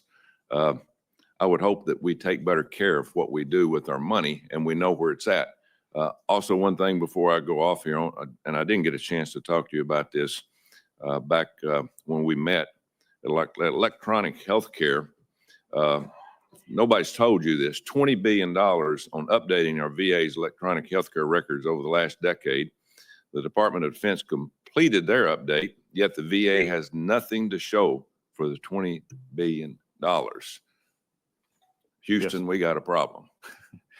Houston, Atlanta, DC, everywhere else, we have a problem. That is not acceptable. That's one of the things that we're going to, as we've said earlier, and we talked about this earlier, we're going to have to get into very quickly, put every player on the table to make sure that we're getting it right from the VA perspective and from the from Oracle perspective as it's currently held.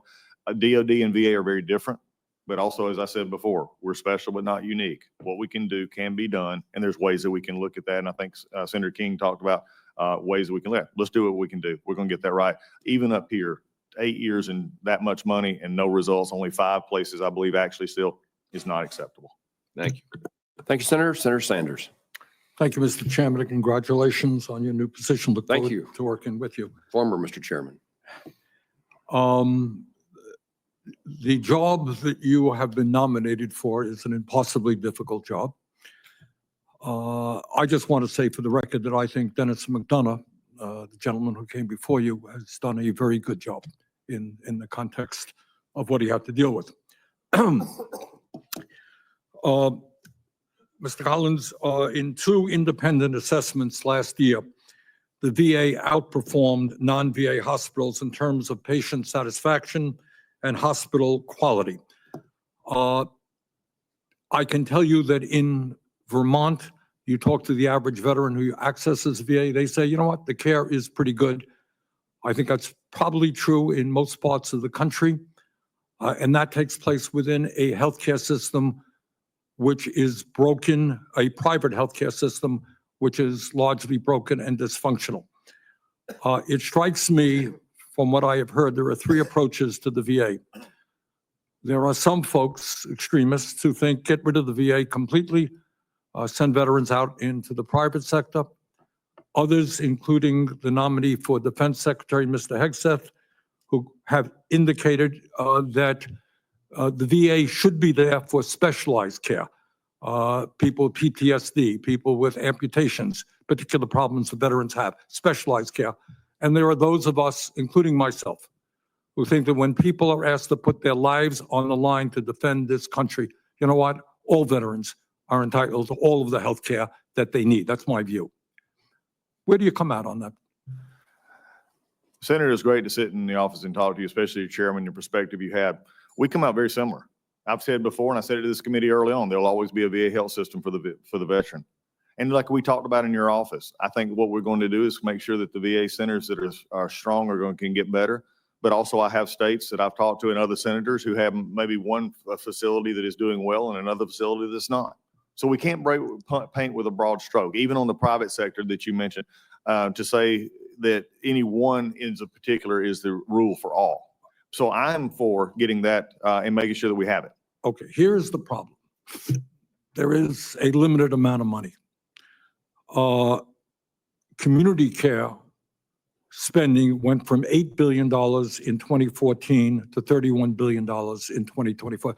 Ideally, what we could say is, hey, you're a veteran, you want to go into a private care? No problem. You want to go to the VA? No problem. We have a strong VA, strong private care. They don't have enough money to do that. So in fact, what the debate comes down to is not whether somebody should be able to access community care, but where are we going to put our resources? Are we going to allow the VA to wither on the vine, so to speak? Do you understand where I'm coming from? How do you, are you willing to tell us that you're going to fight for a strong VA in every state in this country? We're going to, Senator, that's a non-negotiable. We're going to fight for a strong VA. Now, I understand your perspective. You didn't vote for the Mission Act, which is where community care started. I understand your perspective, but I also understand the will of the body and the law, and I understand veterans today. I believe you can have both. I believe you have a strong VA as it currently exists and have the community care aspect. Okay. Vermont issue. You're inheriting an incredible bureaucracy that is very slow moving at times. There are 2 CBOCs in the Vermont area, one in Chittenden County, our most populated area, one in the southern part of the state, probably be located in the New Hampshire area, all right? Keene, New Hampshire. Access to both Vermont and New Hampshire veterans. It has been moving along rather slowly. Will you assure me that you're going to take a hard look to make sure that those CBOCs get moving rapidly? Yes, Senator, as we were talking about with Senator Bozeman as well, those are issues that we got to look at and make sure the priorities, the money's there. We're going to look sure. But it's not just the VSA. It's not just the VA. The VA works with the GSA. I understand. And it is a problem. Okay, take a hard look at that one. There are massive staff shortages in the VA, and I am concerned about the hiring freeze that President Trump has initiated. Will you stand up publicly and say, you know what? We need every VA health facility in this country to be adequately staffed.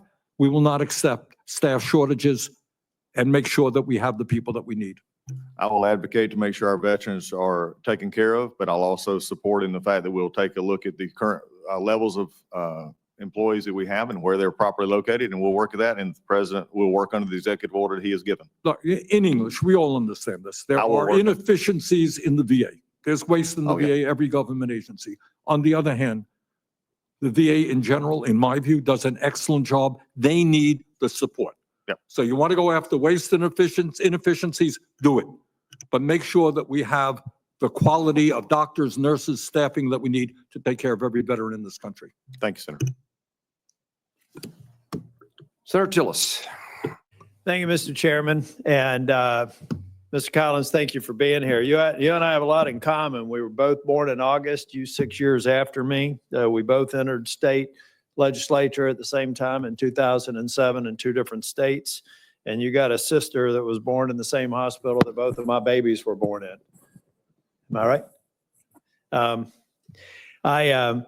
You also have the benefit of me tracking, since I lived in Atlanta for about 4 years, tracking Georgia politics. You were a very good, solid, reasonable congressman. So I know all I need to know about supporting your nomination. I know you've said multiple times you're not going to privatize the VA. You're not forcing veterans out. You've done that. I think you were sworn in testimony. So would you just do a pinky swear too that you're not going to privatize the VA? Here we go. We got okay, good. Air pinky swear. So the reason that's important is that some people, not everybody, I think that Senator Sanders is genuine and has concerns, but folks, there is let me just say again what I've said every time, privatization and forcing veterans out of the VA to seek private care. There is no serious discussion among lawmakers to do that. Now, is there one, and by serious discussion, I mean that could ever see the light of day? I have very few skills. One of them is counting votes. There is simply not enough to even consider it a threat. And the reason why I hit this head on is there are veterans who could be led to believe that that's a risk. It is not a risk. You don't have to come to Washington because a vote is imminent. The VA is one of the largest healthcare system in the United States. It does a lot of things good, and in many cases, it does it better than the private care providers could ever imagine because of the unique status it has, in many cases, veterans serving veterans. So again, thank you for that pinky swear. Now let's move on to the unpleasant part of my discussion. Has nothing to do with you. I have supported every VA nominee who's come before this committee. And I supported the Secretary of the VA when I came in the Obama administration. I've had a great working relationship up to and including with Secretary McDonough. I have concerns, even some that date back to VA Secretary Wilkie, who was my MLA before he went on to be a VA Secretary. The implementation of the electronic health record is a bipartisan, multi-administration disaster. There is no way on God's green earth that we should have spent $10 billion to have only a fraction of the VISNs even touched. So do I have your commitment to go through that program to quickly get it moving again and get an integrated health chart that also can integrate with the DoD so that we can finally have a seamless transition from active status or reserve status to veteran status and provide premium care at the VA? Yes, Senator Ellis, for the very reason of this. Is what you just said about seamless care is actually a safety and security issue for my veterans. It absolutely it is. The electronic health record, I've got a real problem. We need to have a review. I don't know if it's an Inspector General's report or something else, but folks, I did large scale systems implementation work for the vast majority of my career. I've done that more than I've done being a U.S. Senator or a state representative. This is a disaster. And I would like the people involved, not only the contractors, but having been the contractor before, my guess is it's rooted in bureaucracy and people responsible for the implementation within the VA not doing it right. So will you commit to me to doing a project review? I'll come to your turf to do it. Yeah, we're looking forward to the project review. This for me has been when first looking at it, how, only up here would this allow to go on as long as it had. So Okay. look, I'm putting on notice today that I'm committed to everyone here. We're going to bring everyone to the table. That's vendor, that's VA, everybody in the middle, Good. and figure out what this problem is because it's time to fix it. Well, I'd love to be at the table when you have some of those discussions, to be honest with you, and lend you some free consulting advice. Last thing I want to leave you with, because I say it in most of the hearings, I did not vote for the PACT Act, in spite of the fact that my office was responsible for the formulation of the TEAM Act that was in that bill, which was to provide care to warriors who were exposed to toxics, and also the Camp Lejeune Toxics Act, which my colleague, Senator Sullivan, has been trying to work to reduce the compensation. I didn't vote for it because I was absolutely convinced it was going to be where it is today. It's a $700 billion between mandatory and discretionary spending, unfunded bill that got out of the oven too soon. And now we know you've got shortfalls that you're going to have to fix in the billions of dollars because we didn't take the time to actually get the PACT Act right. I hate it not being able to vote for that bill, but I voted against it because we promised out of this committee that we would fix it before it got a vote on the floor. Now we got to fix it, and you can count me as somebody that will be helpful. Thanks, Senator. I look forward to that because that is going to be one of the first issues we got to tackle from the budgetary standpoint. But also, and I will, say to the committee, and we've talked about this in many of your offices, I'm also looking ahead to the Elizabeth Dole Act and actual implementation and implementation cost on it. I think it's something we've got to take care of, but it's got an implementation cost as well. Thank you. Senator Hassan. Thank you, Mr. Chair, and congratulations on your chairmanship. I look forward to working with you and Ranking Member Blumenthal. And Congressman Collins, it is good to see you. It was good to sit down with you the other day. Congratulations on your nomination. And thank you to you for your service to our nation and to your family as well for their sacrifices, because we know when an individual serves, the whole family serves, and I welcome them here today as well. One quick comment to follow up on what Senator Slotkin was asking you about. I appreciated your expression that you would be willing to let the president know or anybody else in the administration know if you thought the budget cuts would hurt service to veterans. And I will just say, having done this work at the state level and now here, it is tempting for people in your position to tell their bosses, whatever budget you give me will get the job done, because that's what you want to be able to do. But cutting direct care people in a healthcare system, cutting people who coordinate care so that veterans can get integrated care, can really, really harm veterans. So I will hold you to your statement that you will stand up for veterans in the budget discussions, because it's going to be real important. And thank you, Senator, on that question, because it is true. I mean, as we said, and brings the uniqueness is I've been on that side. There's only limited dollars. Right. And there's consequences. And there's a big thought up here on Capitol Hill that we vote on ideas. We don't vote on ideas. We vote on words on paper. Right. And those cost money. So yes, I'll stand up and look, the president has made it very clear to take care of veterans. And I will say, as we look for efficiencies, we look for the things to run those agencies, I will say, here's the cost benefit of that. And we will move forward with that, making sure we take care of the veteran. Well, I appreciate that. I want to move on now to a topic that I know Senator Sullivan also touched on. President-elect Trump supported a full-service VA hospital for New Hampshire when he was on the campaign trail. I've supported a full-service hospital in our state for years and will gladly work with you and the president to make that happen. In the meantime, though, the current Manchester VA Medical Center is almost 75 years old and it needs significant upgrades. The facility's age is showing. Twice over the past 8 years, pipes have burst, temporarily closing parts of the medical center. And when I say temporarily, we're talking months. Rescheduled surgeries, the whole 9 yards. It has been terrible. So following a push from the New Hampshire delegation to prioritize improvements to the medical center, the VA has begun implementing a multi-year upgrade plan. Will you commit to continuing these upgrades to make sure that Granite State veterans have the best possible medical facility to receive their care at? And will you come up to New Hampshire to visit the facility and meet our veterans? I'll take the last one first. Yes. Yeah. There we go. Good. But I will assure you, not only Granite State veterans, but all across the country, they will be taken care of and looking at our needs. The infrastructure needs, I'm glad we're talking about Yeah. that today because it's not just the new facility. It's not just the new CBOC. It's taking these older facilities that, as you said, once they're shut down, and then the bureaucratic process to get it fixed. Right. And so that is it. But also with President Trump's commitment, look, I'm going to support the president. We're going to look to that hospital. But I think you've brought up a bigger issue that I hope all of the committee members will understand is I wish we could, as I said before, have this rose-colored old pixie dust. It'll just fix itself. But construction issues are going to be one of our hardest because of age of facilities. Right. Thank you.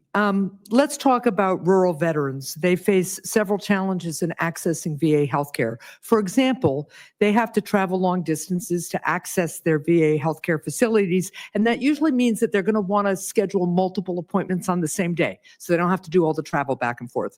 Unfortunately, some VA medical appointments can only be scheduled by calling the individual clinic directly, meaning veterans often have to make several calls to multiple disconnected offices just to try to coordinate and schedule their appointments. And then they schedule one, then they call back the other, find out the slot they thought they had is gone. So that's why Senator Boozman and I introduced the bipartisan Improving Veteran Access to Care Act, which would require the VA to create a streamlined scheduling system where veterans can either call or go online to view and schedule appointments for all of their VA healthcare. Congressman Collins, will you support this effort and work with me and Senator Boozman to pass this bill and implement its change to help our veterans? Well, Senator, I look forward to seeing that and looking into it further, but I'm going to tell you from a conceptual standpoint, the better question for me is why haven't we almost got there anyway? Yeah. I mean, because the thing about if I can, and I'm not to reduce, appointment times to an app, but when you can order 5 people's food and send it to 5 different places at the same time on your phone, why can't I go to one place? And I think for our younger veterans, and I think we talked about this in our office, for our older veterans, there's a different way they need to be personal phone. My dad, who's probably watching right now, he wants to be on the phone. Right. But the rest of them, pick up the phone. Let me get my 3 appointments and be done with it. Yeah. And I thank you, Mr. Chair, and I will follow up in writing with you about the one last question I wanted to talk about, which was just the implementation of the Dole Act. Home care is incredibly important. It should be the wave of the future because most people want to age at home or get their care if they have chronic illness or disabilities at home. Something near and dear to my heart and the heart of veterans, and I look forward to working with you on that. And just briefly, Mr. Chairman, I just want to be real brief about it. That is something with this bat, I'm very proud of what y'all have accomplished there, but it's going to now take us implementation to make sure we do it right. If I'm confirmed, you'll have that commitment. Thank you, sir. Senator Hessen, thank you. Senator Cassidy. Hey, Congressman Collins, great job in the chair. You're going to be a fabulous Secretary of the VA, and you're going to have my support. You're a Georgia Bulldog fan, but that's okay. I mean, not everybody can be a Go Tiger. Go Dogs. Listen, I've been concerned because there's such a backlog in terms of people applying for VA disability benefits from whatever program there is. It just doesn't happen. And when it finally happens, sometimes the person's dead. Now, when I speak to people and read about the use of artificial intelligence, someone says it's the perfect bureaucrat. That once you set on the facts, it can process in a tremendous amount of information next to instantaneously and come up with the same decision based upon the same set of facts over and over and over. Now, but also learn it's only something that happens if you lean into it. If you just say, well, it's really great, we'll get there when it happens, it never happens. If you say, we are going to set up a system in which we red team it, and we're going to compare it to our best reviewers, we're going to then compare the best reviewers to the AI, and whichever is different, we're going to figure out why it's different. And if the AI is not as good, we're going to continue to refine it until we can scale it. And a VA, a veteran, does not need to wait for his or her benefits. What do you think about that vision? I wish it wasn't being presented as such a novel concept, because it's really true. We can do that, and as you from your medical profession and looking at why are we not using AI and the benefits of IT to actually take, especially from the benefit perspective, and take the ones that are, quote, easy, the ones that match the box that we can get out of the way so that we can actually still hands-on those that are a little bit more difficult. Here's some numbers that maybe I'm sure you're familiar with and this committee is familiar with, and I'm proud of. Under President Trump and the previous administration, the backlog on the benefits cases got down to 65,000, I believe. In the past 4 years, there's been 130,000 billion added to the budget and almost 70,000 employees. And right now there's a 265,000 backlog, down from almost, I believe, double that. We've went up with everything else. Why are we not able to get out some of these in better ways? And that means doing efficiency, looking at AI, looking at other technology, not just from the benefit perspective, but also from the medical perspective as well. We've got a healthcare record system that is non-existent right now that we're going to have to do, as you said, that red team approach, as your wording was. So I'm looking for every possible way that I can make it better. Why would I be satisfied for a system that is old and outdated or non-existent when my goal and my purpose and my mission is to take care of a veteran? Now, let me suggest, because one thing that happens here is that the agency says, give us the money and we'll come up with a system. And then 2 years later, and then 2 years later, and then 2 years later, till you finally pull the plug. So somebody once said, you should go out on your bid and say, we want the system at least to be run on a pilot method within 6 months. Because what you're getting is people who already know how to do it, indeed are already doing it in one form, and they're adapting their system to yours. Now, I would suggest, as we work as a team, that we come up with something that we would say, okay, you got 6 months to do it, and then we're going to do it. If we see veterans who have been waiting forever to get their stuff, getting it quickly, getting it appropriately, not too much, not too little, then we can take it to scale. But other agencies have just taken the money, and it's become a black hole. So thoughts about that? My main thought about that is someone who's been on this hill and dealing with budgets, and it was the very thing that most of us go home and do town halls. They do not understand how we do appropriations up here. They do not understand how we spend money up here. They don't get to do that at home. They don't get to do it with their own budget. So when we tell them, oh, we're spending money, but show nothing for it, that's something that's a foreign concept. And I think it's fostered the distrust that we see. So for me, setting deadlines is the only way you get things done. Setting deadlines and appropriate measures and metrics are the way you get things done. I am going to be one that is actually going to say, here's the defining aspect of what we've been given. Let's use the best results. Let's use the best processes. Let's use the employees we have and the best people. I like that, as opposed to 10 billion, figure it out. It's going to be, here's a chunk of money. If you can show you can do it, we'll take it to scale. But if not, we're pulling the plug and going someplace else. So anyway, thank you. Thanks, sir. Thank you, Dr. Cassidy. Senator Duckworth. Thank you, Mr. Chairman. Congratulations on your chairmanship. It's good to be on another committee with you. Congressman, welcome. I really enjoyed our conversation. I'm not going to speak further on privatization of VA and my opposition to it.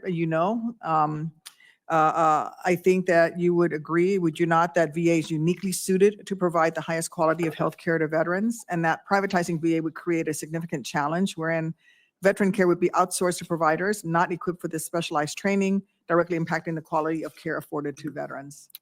Senator, again, it was good to talk to you. You would not believe how many times I've used our conversation in discussions with CBOX and other things. So it's been good to see.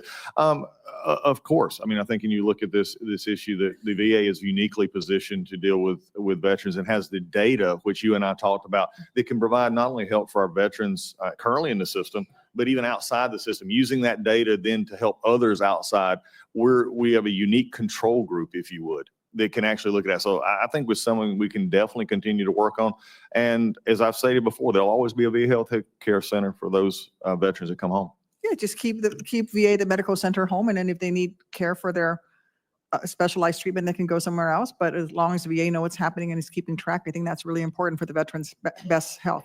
I think as we do it efficiently and appropriately, and we make sure the veteran is the center of that, that's exactly what we need to do. You and I mentioned this, and I think we need more the issue of women's veterans coming in, which are a large population of our veterans coming in now, making sure that if they want to receive that care in the VA, for instance, right now, there's depending on discussion, lack of mammogram equipment. Those are things that are at large VAs who satisfy a large number of female veterans. They're having, to do that. If they wanted to stay in, they couldn't. So I think working it both ways is where we need to be. Yeah, I think the medical, what is the best medical treatment is where we need to go. I mean, in the case of mammograms, you need somebody who reads thousands and thousands of mammograms. And if you only take care of a small number of female veterans, I wouldn't want to have my mammogram read by someone who only reads 100 mammograms a year, as opposed to a partner organization like that rural hospital or somebody who reads thousands of mammograms so that they can better spot any problems. Exactly. And that brings me to, I'm going to sort of maybe jump ahead of you a little bit. I think it goes back to your discussion we had in the office about the CBOC and your rural hospital issue that they could. And I think what you made was a very good point. And I'm going to take it a step further about what you just said, though. It's the sharpening of skills. For those of us who've been to Iraq and have been to Afghanistan, we saw trauma and emergency care at its finest. Yes. I mean, if they came through the Heroes Highway at Balad, 98% of those made it back home alive. Now, some of them didn't. You were one that didn't. There's some who didn't, but they got back home. And I remember a time that I sat with a young man who I was with him and prayed with him, and he had I'll never forget him because he had blonde hair and blue eyes. And I went back later that evening, and he was gone. They had already got him on a plane and got him later. A week and a half later, I looked at Stars and Stripes, and I saw his picture. But I was comforted by knowing he was back home when he passed. That is sharpening the skills. And in the VA, we need to have that. We have to make sure that our veterans are getting that same kind of treatment so that our skills and their treatment are matching. Wonderful. Thank you. If confirmed, will you commit to working with myself and my colleagues on this committee to strengthen and refine VA policies that improve wait times and access to VA healthcare rather than resorting to privatization? Yes, I think that is what we're looking at right now is a VA that has the VA healthcare system. And again, it goes back to the service of the veteran. Mm-hmm. And if anytime, I'll say it again, I said it before, I'm gonna say it again. When they have to call my office when I was in Congress or your office now, that is a failure from the VA. And it's not a failure on the people. So for anybody try to twist what I'm saying, it's not what I'm saying. The VA has a mission to take care of veterans. If for some reason the veteran's not able to get that care, then we need to step up and make sure they answer why. So yes, trimming down wait times, making sure they get that, because some of the things we could be missing are preventative care that could actually help us long-term in our cost perspective if we're catching it early. Thank you. I'm glad you mentioned preventative care.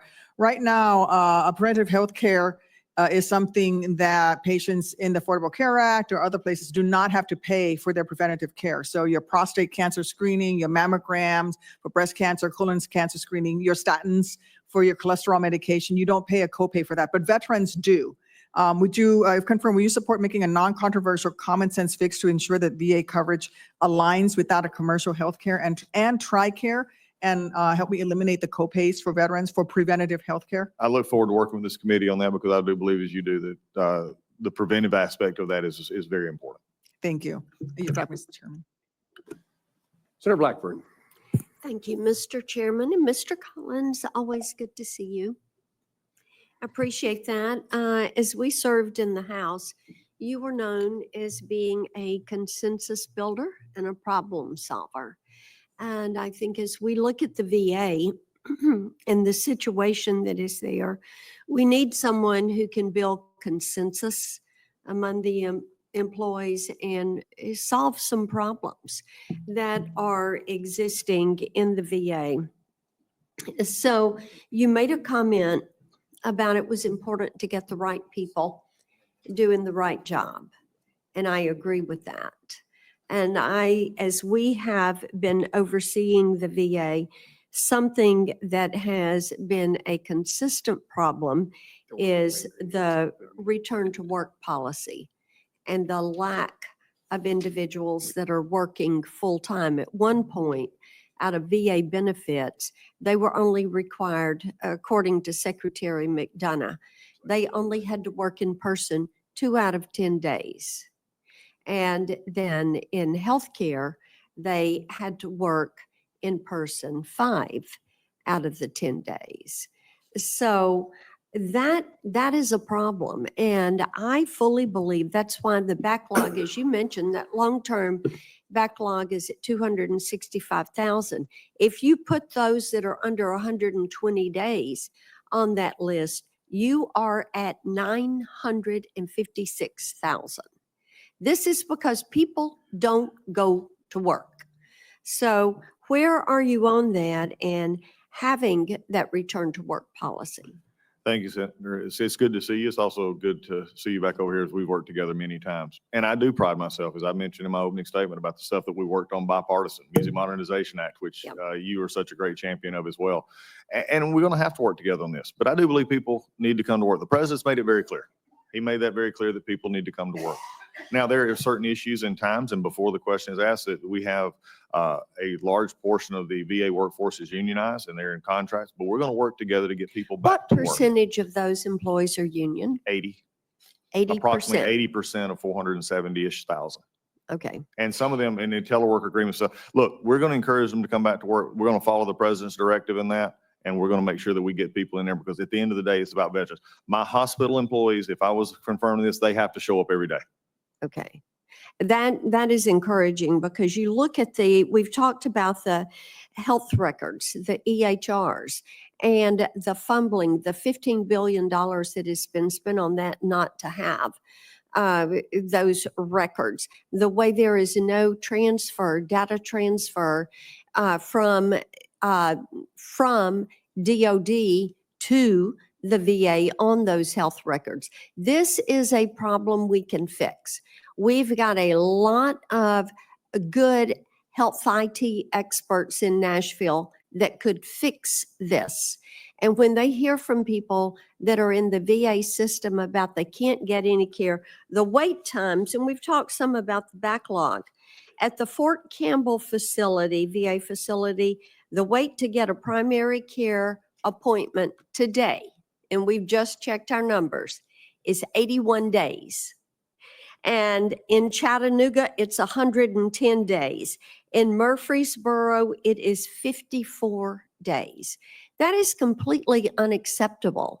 And if people are going to not show up to work, if they're beholden to the union and say that it is about them and not about the vet, that is something that is just completely unacceptable. And it's one of the reasons we need to strengthen community care. The suicide rate, that 34.7 individuals per 100,000 of our vets that choose suicide, the mental health components, and having that community care where they can access it in their community without having to travel, having an EHR that they are carrying with them to the doctor, that will be helpful. Senator, you've hit a multitude of things there that are all important to the very end and aspect, and that's the health and safety and the wellness of our veterans. The rec healthcare record system, I mean, there's nowhere else we can even point to. I mean, you cannot, if a doctor in the VA walked out and decided to go take a job in the private sector, guess what they're going to find when they get there? Electronic healthcare records. That's right. So the system that we currently use, it still is, F1, F2, these things, it's unacceptable because it creates what the problem that you've seen going forward. Look, I believe in all workforces, and I believe, that the employees at the VA, whether they're union or not, are very valuable, and I respect that. I was years ago, 5 years in the food and commercial workers union when I was in a big store, grocery store. I get the issue. But also I believe we ought to bring people back to work, that we ought to make it in a way that people are not only employees, but at the end of the day, we remember it's not about the VA, it's about the vet. That's exactly right. Thank you, Mr. Chairman. Senator Blackburn, we're going to have a brief second round. I'm going to turn to Senator Blumenthal to begin that, but I want to ask unanimous consent at this point to add to the hearing record letters of support for Congressman Collins' nomination. They come from the Wounded Warrior Project, AMVETS, Blinded Veterans Association, Military Veterans Advocacy, Avalon Action Alliance, America First Vets, National Defense Committee, Mission Roll Call, Burn Pits 360, Jewish War Veterans, Military Order of the Purple Heart, Luke's Wings, and the Valor Mission Project. Without objection, those letters of support are entered into the record. Senator Blumenthal, I recognize you for 5 minutes. Thanks, Mr. Chairman. As we were talking a little bit earlier, last night the White House issued various executive orders. Some of them dealt with a federal hiring freeze, a freeze on regulations, and other issues. We're still reviewing them in my office. The issue of a workforce hiring freeze memorandum claims that it will not, quote, adversely impact the provision of Social Security, Medicare, or veterans benefits, end quote. I'd like to know from you, what does that mean in practical terms about the employees who deliver veterans health care or work in cemeteries?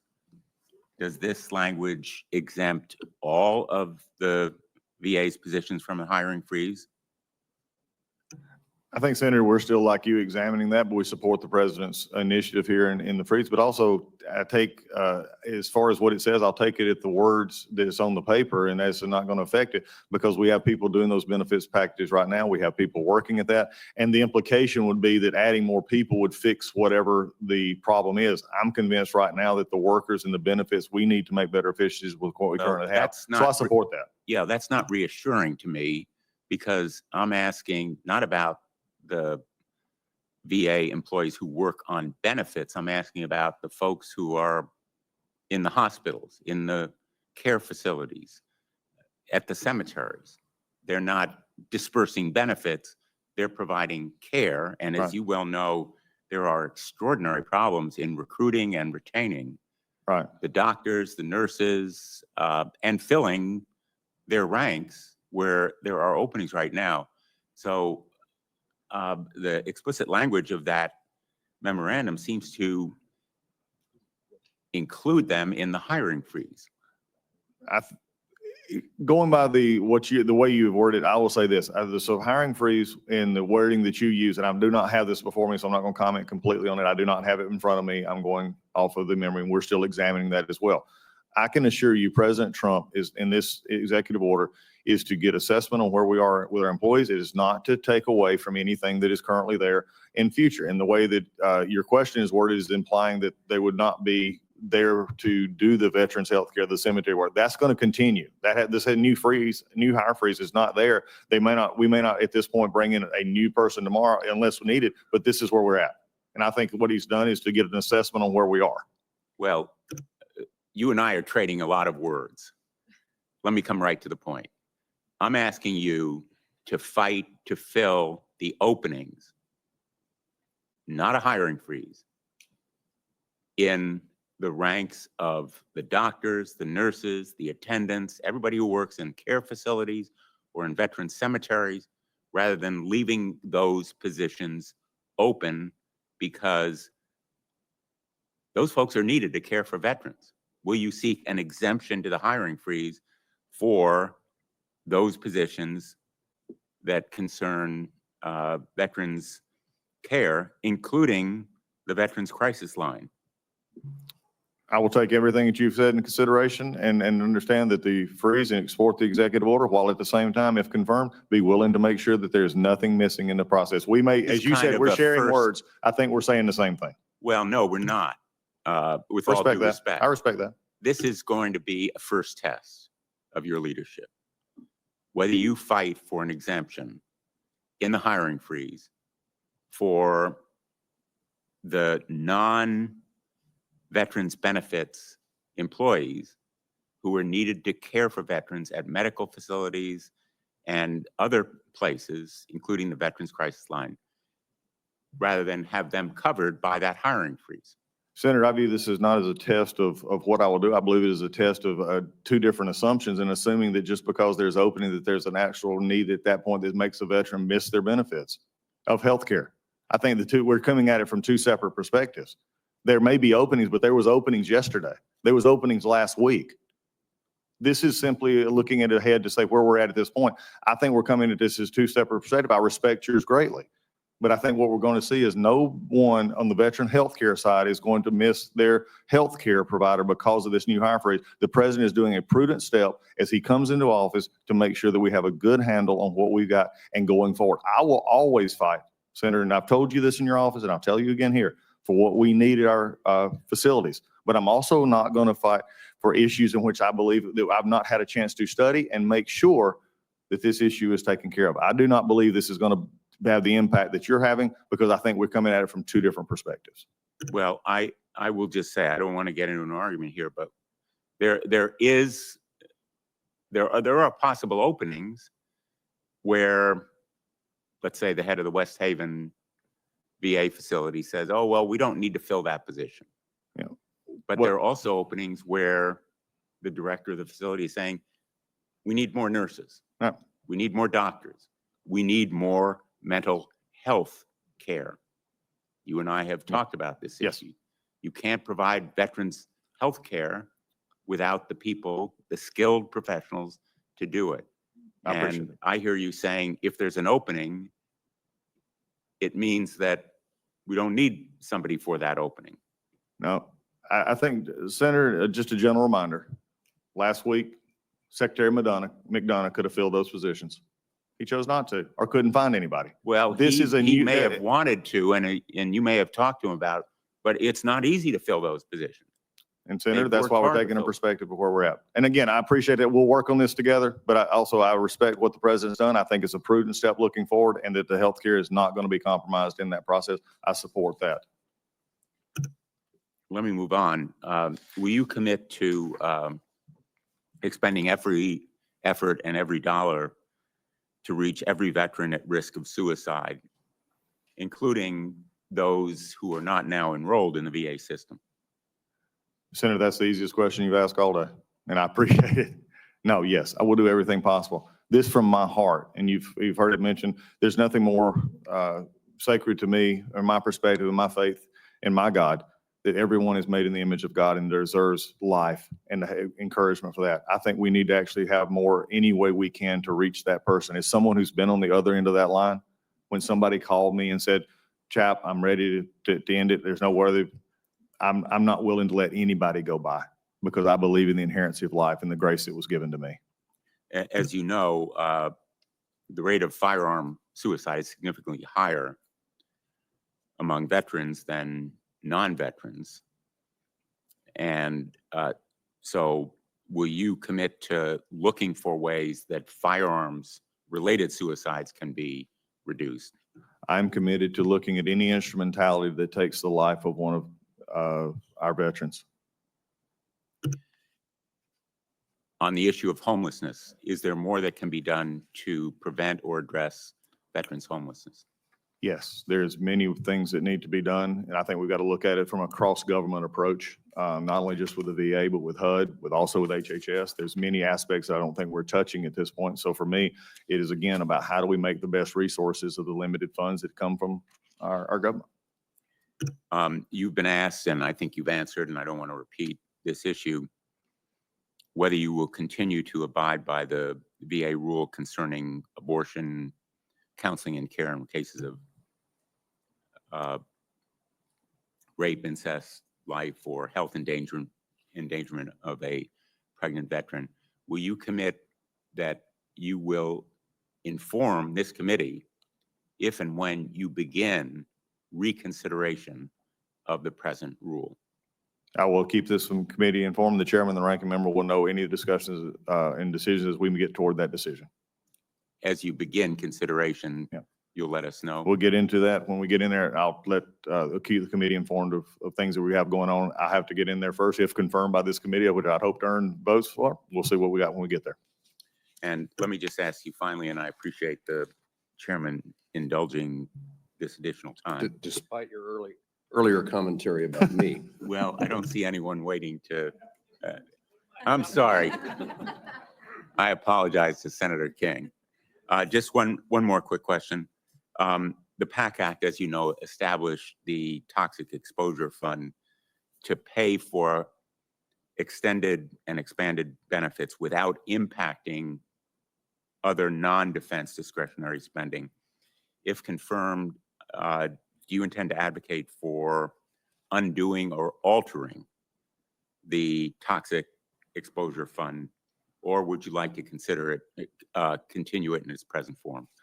I think any changes to any program, it would be premature for me to make policy at this or discuss that. I think we'll look at it, the possibility, but I think the intent of Congress will be carried out. I know there's some discretionary with the funding issues with that from the VA. We're going to look at that as we go forward. But I'm at this point, I want to see where we're at, because there is a concern that we made proper implementation that could have caused some of the budget shortfalls. And we have another program right on top of it, which is going to be the Elizabeth Dole Act, that I promised and commit to you that we're going to make sure that we look at so that we can properly implement your intent and the Congress's intent for this. Just for the record, I hope that you will continue this fund because it provides for a solid source of benefits for those veterans who are suffering from diseases relating to toxic exposures, and that you will continue the outreach program that Secretary McDonough started. Thank you, Mr. Chairman. Senator King. Thank you, Mr. Chairman. I want to make something very clear.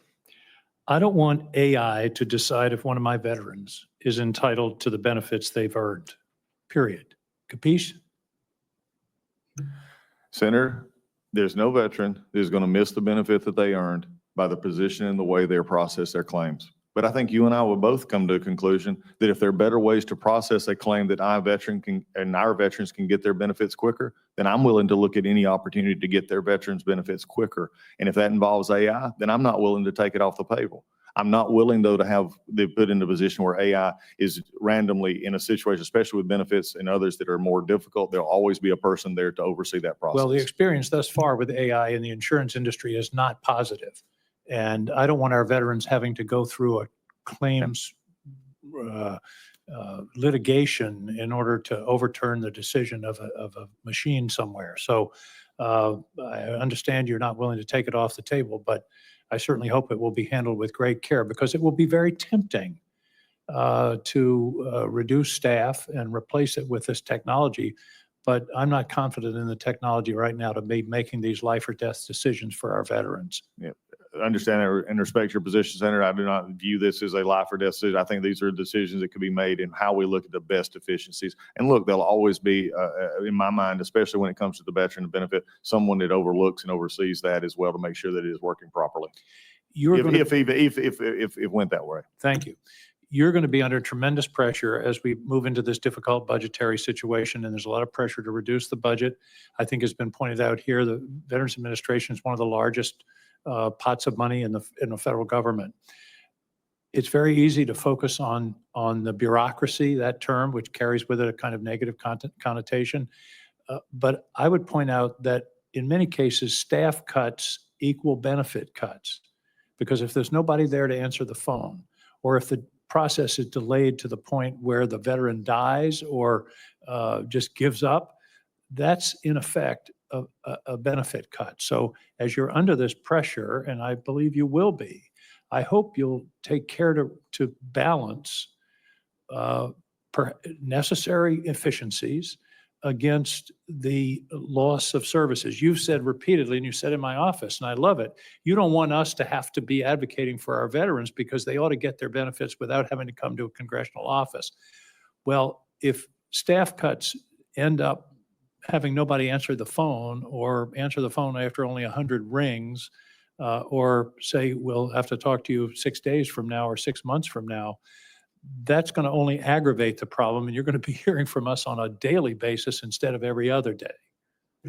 I think, Senator, your point is taken, and I understand. I think the interesting question is these very things arise right now at the staffing levels that we have. I think there's more of an issue here. Are we doing things as efficiently and processing as we can with the staffing that we currently have, whether that's more or less staff? I think sometimes you have to look at the process. I mean, why is it that we're back up at 250,000 backlog of benefits when we've had 130 billion in increase in funds and 70,000 employees? That's just something's broken about that. I So- agree, and I commend you for wanting to follow up on that. And I have no problem with efficiency. And I think I can't complain about a hiring freeze. I actually signed a hiring freeze in my inaugural address as governor. So I understand that. On the other hand, I think the point that Senator Blumenthal was making, the hiring freeze should not apply to direct care workers. If my Togus Hospital in Maine needs a cardiologist and it's been open for a couple of months because they're hard to find, this hiring freeze should not prohibit them from continuing to search for, and if they can find a cardiologist, to sign them up. I hope you'll distinguish between direct care workers and others who serve veterans behind the scenes. Thank you, Senator. If confirmed, we're going to always make sure that, as I've said many times before, no matter what the issue is, I will always fight for making sure our veterans are getting the care in the proper way that they need to. Final point, there's no answer necessary for this, but one of the things you're going to be having to face is increasing demands for mental health services and long-term care. Long-term care as our veterans age is going to become a greater and greater issue. Elizabeth Dole Act starts to address that, but I just commend that to your thought process, and perhaps you can have people thinking about this. How are we going to provide those services that are going to become more and more necessary as time goes on? Thank you, Senator. I appreciate the things that are already keeping me up at night if confirmed about this job. I appreciate you giving me more, but I also look forward to reaching out to you for help in that as well. I do Thank you. appreciate it. I commend you for your participation this morning. Look forward to supporting your nomination. Thank you so much. Appreciate it. Senator King, thank you very much. Let me just try to wrap up my thoughts and questions to you. And it's just a miscellaneous of things. First of all, I would tell you that we work closely with the Inspector General at the Department of Veterans Affairs. I find him valuable, both to me and to this committee, but should be valuable to the Department of Veterans Affairs. Anything that you want to say in regard to utilization of Inspector General's reports and how the department will respond? Yes, sir, Mr. Chairman. When I was ranking member of House Judiciary, this was one of the issues that we dealt with the Judiciary Committee, but also the Department of Justice, but also in other committees I served on. Inspector Generals play a vital role.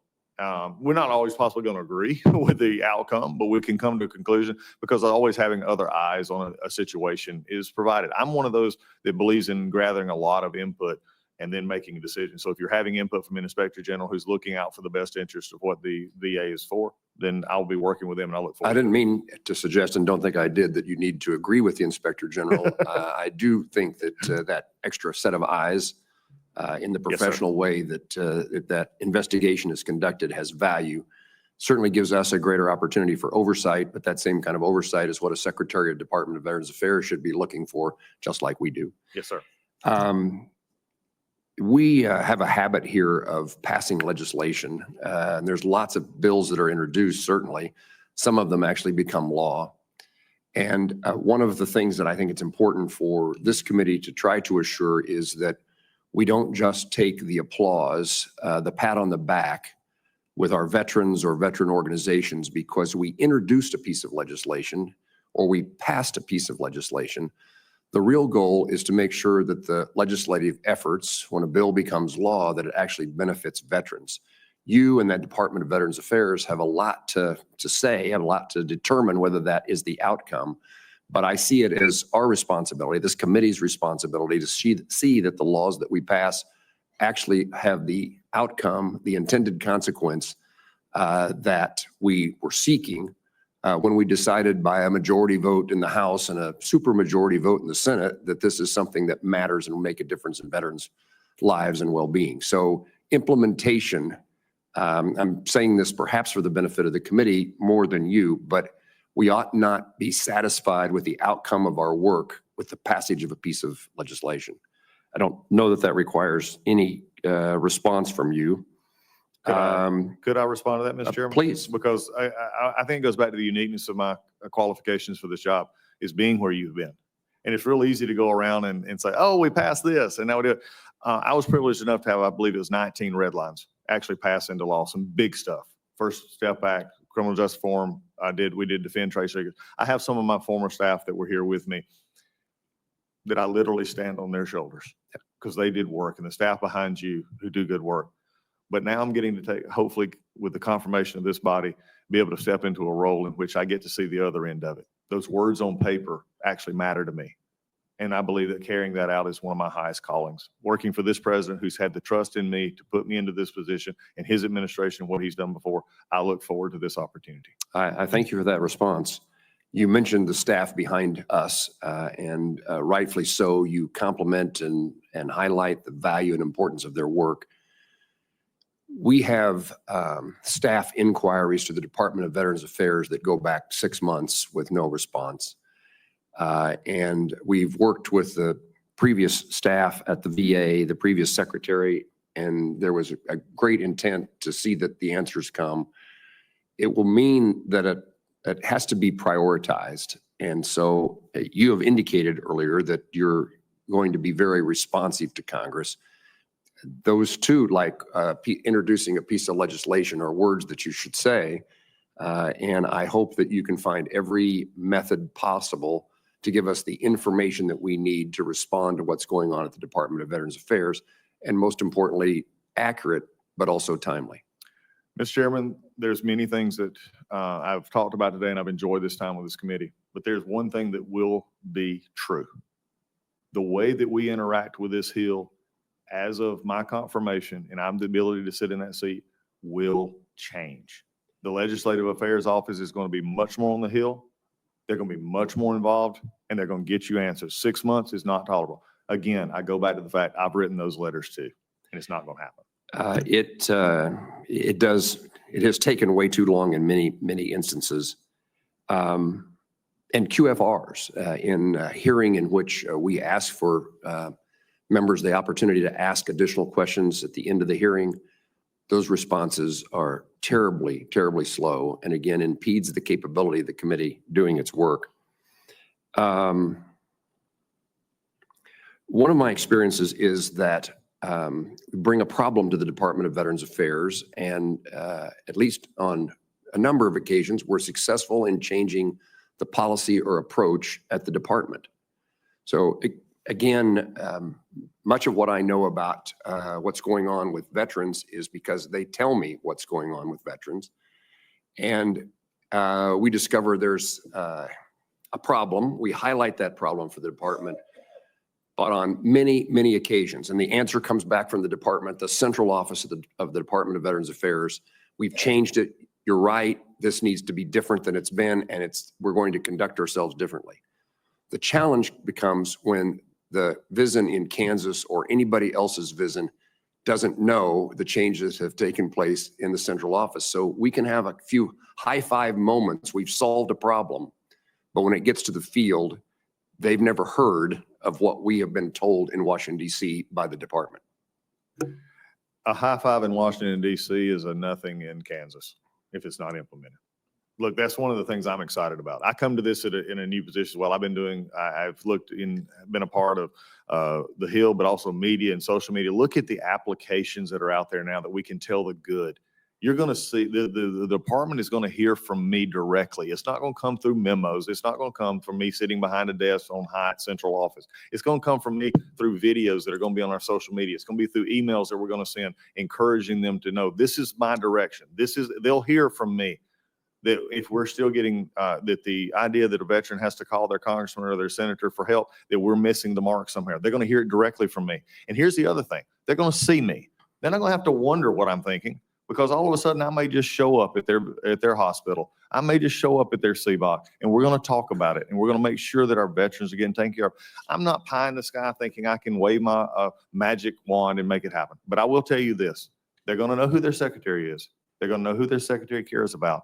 And it's that veteran that is in the system now and that veteran that is to come.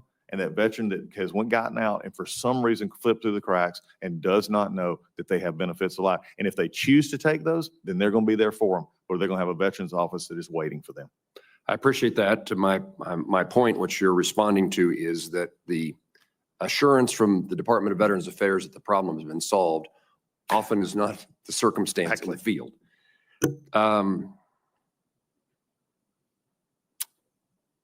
One of the things that this is in the management aspect, and then maybe this is an issue or a challenge because of employment agreements, but it is not infrequent in which we bring a specific instance in which bad behavior, malfeasance, malpractice,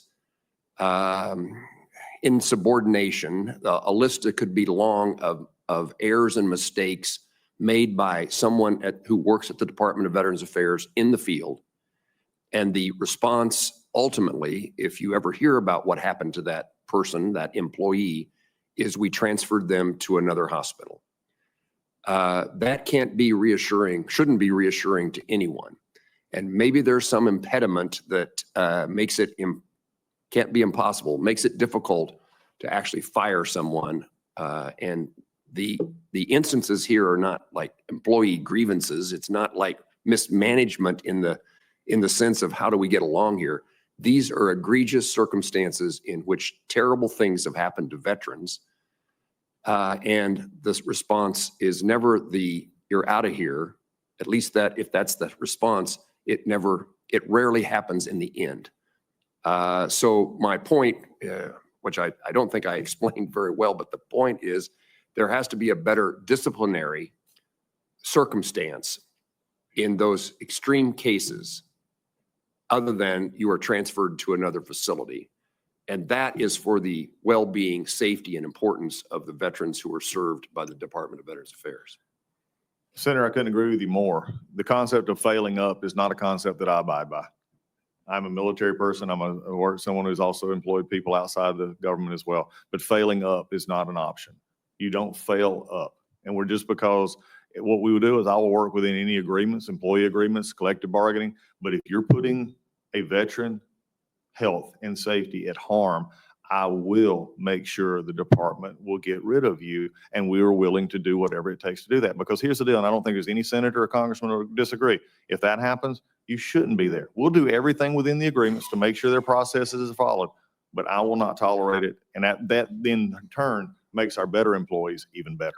You highlighted that point, and I was going to compliment you on it, that a culture, a sense of well-being of the employee, that it's a safe and valuable job, and that you're doing good work is hugely important to the success of the Department of Veterans Affairs.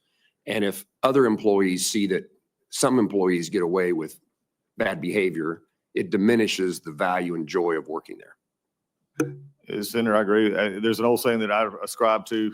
There's two ones that I look at, and one will be on my desk if confirmed, and it says if it goes wrong, it's my fault. If it's a little bit okay, it's everybody. And if it's right, it's everybody else's. So we lift everybody up. But understand, when you have employees that come to work every day doing it right, and they feel like they have to carry a coworker along, after a while, they don't want to carry the coworker anymore. They just rose to the level. They go to that level. We're not going to tolerate that. Mr. Collins, it's almost always my practice in a hearing to give our witnesses the chance to take back, to admit a mistake, want to correct the record, to give a witness before the committee the chance to restate or make clear something they felt like they didn't do in the first set of hearings, in the first two rounds of questioning. Anything you'd like to add to the record today? No, Senator, I just want to appreciate the time, Mr. Chairman, Ranking Member, Mr. King, and all who have stayed and come by. I've enjoyed the answers. I've enjoyed the questions. We're not always going to agree, but I will guarantee you I'll always listen. I will always be a part and to take this job very seriously to make sure that at the end of the day, our veterans are taken care of. And if anything, I will say the only addition I will have is I'm thankful for the ones sitting behind me, for my wife and my children, my father who's watching, and for those future employees, if I'm blessed enough to be confirmed by this body, let the veterans of the VA know that we're coming to make a difference, and we're going to be there to support you. Mr. Collins, thank you. Let me see anything that we're missing. Okay. Each member will have 5 legislative days to revise and extend their remarks. In addition, any member who would like to send a question for the record to Congressman Collins should do so. I don't know why we say as soon as possible. We actually need it by the end of business today. We have a executive session of this committee scheduled for Thursday. And so if there's something that you want to make sure that has not been asked or answered by a member of the committee, we need you, Mr. Collins, so that our process can continue with the consideration of your nomination. We need you to respond immediately. Yes, sir. Thank you. I would just join Mr. Chairman in thanking you for the hearing and thanking Congressman Collins for your testimony here today, which I think has been very frank and forthright and very helpful to us, and really appreciate your candor and look forward to a working relationship where we're always candid with each other. Again, thank you for your service to our nation. Senator Blumenthal, thank you. I again look forward to working with you in the next 2 years on this committee and see if we can accomplish good things for those who serve our country. The meeting is adjourned.